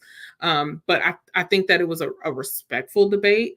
And I appreciate that we really got to dig into some of the policies and issues. And though there were lies and falsehoods and misinformation and things that were given, it still was done in a pretty respectful way. And where the candidates agreed, they were open and honest enough to say, I agree here. And where they disagreed, I disagree here, and here's why. So I appreciated that for the debate. This is probably the most boring debate, and I will take it, that we've had in some years, honestly. And so that was refreshing, needless to say. For me, it made our job a little bit easier. We were able to actually take notes this time, and able to thread on my personal accounts and things like that. So I will say I appreciated that. I don't agree with everything that either candidate said. I, of course, agree with what one candidate who said they were pro-women more said than the other, who, talks about childless cat ladies. But that's just me. And I appreciated the way in which this debate was run and handled tonight. And I thought that there were some overall good questions. So that's where I'm at. Any additional thoughts? Nope. Well, we want to hear your thoughts. Well, here's the thing. I mean, our viewers. I don't think that this is going to move the needle. And that's really what this is for. I also don't think that going back to what debates used to be is going to be beneficial for the way that we educate our public today. So I did appreciate that. I just don't know that the same way I'm starting to feel like a lot of things, well, it's supposed to be this way, supposed to be seems to be subjective, and it's because things are shifting, things are actually changing, how we've always done things, and it's the battle is going to be because we want things restored, but when they're restored they may not look the same. I don't think they um should. I don't I think don't they I should. don't know that I know, and that's part of why I have some contention with it, because I don't know. And I don't know. Again, this is an experiment. And by this, you mean the country and this government? Well, yeah, and a government with a bunch of cultures and a superior culture and a superior culture that will no longer be the majority in You mean a less culture than that 20 thinks years. it's superior? I mean, they are superior financially. Like financially, they Okay. still there's a huge disparity, right? So to say that I think that they are superior to me, that wasn't my statement. I But wanted to clarify that. For our new but viewers, I wanted to clarify that. No, you know, I actually agree with you. I think that there are some things that, in addition to having debates like this, we have some education and some commitments and some engagement we need to do on the ground in our own communities. We need to talk more about how our government is actually structured and who's responsible for what. Because I'm gonna say, well, go ahead. I'm sorry. I just don't think that our schools are I don't think that we can rely on our school systems fully anymore. And so I I think can't get into another show, but I will say that they let their governments work for them. It's time that we make ours work for us as well. yeah, all of us. And don't you shouldn't feel no way. You should feel no way about saying or feeling that way about your community and whatever it looks like. Yeah. If the government is working next to you and it's not working for you, it has to be fixed. And Period. that's a non-negotiable thing. If it happens to be all black, fix it. And I think that what I want us all to do is ask your questions through the debates, through the news, through all of, the barbershop talk, all of the things. Ask your questions, but don't just make assumptions based on what you heard that may be inaccurate. Ask your questions. Even if you think it's a stupid question, you think you should know, whatever. There are a plethora of things that my friends, family members, strangers, church members, all of that ask me. And they're like, I feel like I should know that. I don't care. I don't care. At this point, ask your questions, because I would rather you ask and get the correct answer or get the facts or the information, so that you can then take that correct information or the facts to the next person, and we can really begin to make this government work for us. They work for us. We elect them, and the positions we don't elect, those who are elected appoint them. So let's make this ours, because this our shit. And like that's really it. Um any final thoughts, Alex, before we close this out? Nope. Okay. Well, thank you for watching our post-debate coverage. If you have questions or comments or anything like that, whatever device or app or platform you're watching this on, be it X, be it Facebook, be it YouTube, be it Noir Plus later, make sure that you leave your comments, like, subscribe, follow, all of that. We're going to continue the presidential election season coverage. And we're also going to continue our coverage after that, because that's what we do. You can find me on Threads and Instagram at Tiff Linnell, TiffLannelle. And you can find me on TikTok at Tiffany Linnell, TiffAnieLannelle. Alex, how can they find you? That was a lot. I know, right? Go to Good my luck. website. It's all there linked. Have a good evening or morning. Good morning. Oh my God. Good morning. Okay. Thanks for watching. Check out anything you missed on Black Alerts and Noir Plus. We'll see you next time. We'll see you next time. Oh, Yep. check your voter registration. Today, now, straightway. Yes. Thank you. Absolutely. And if Good you need night. help on that, let me know.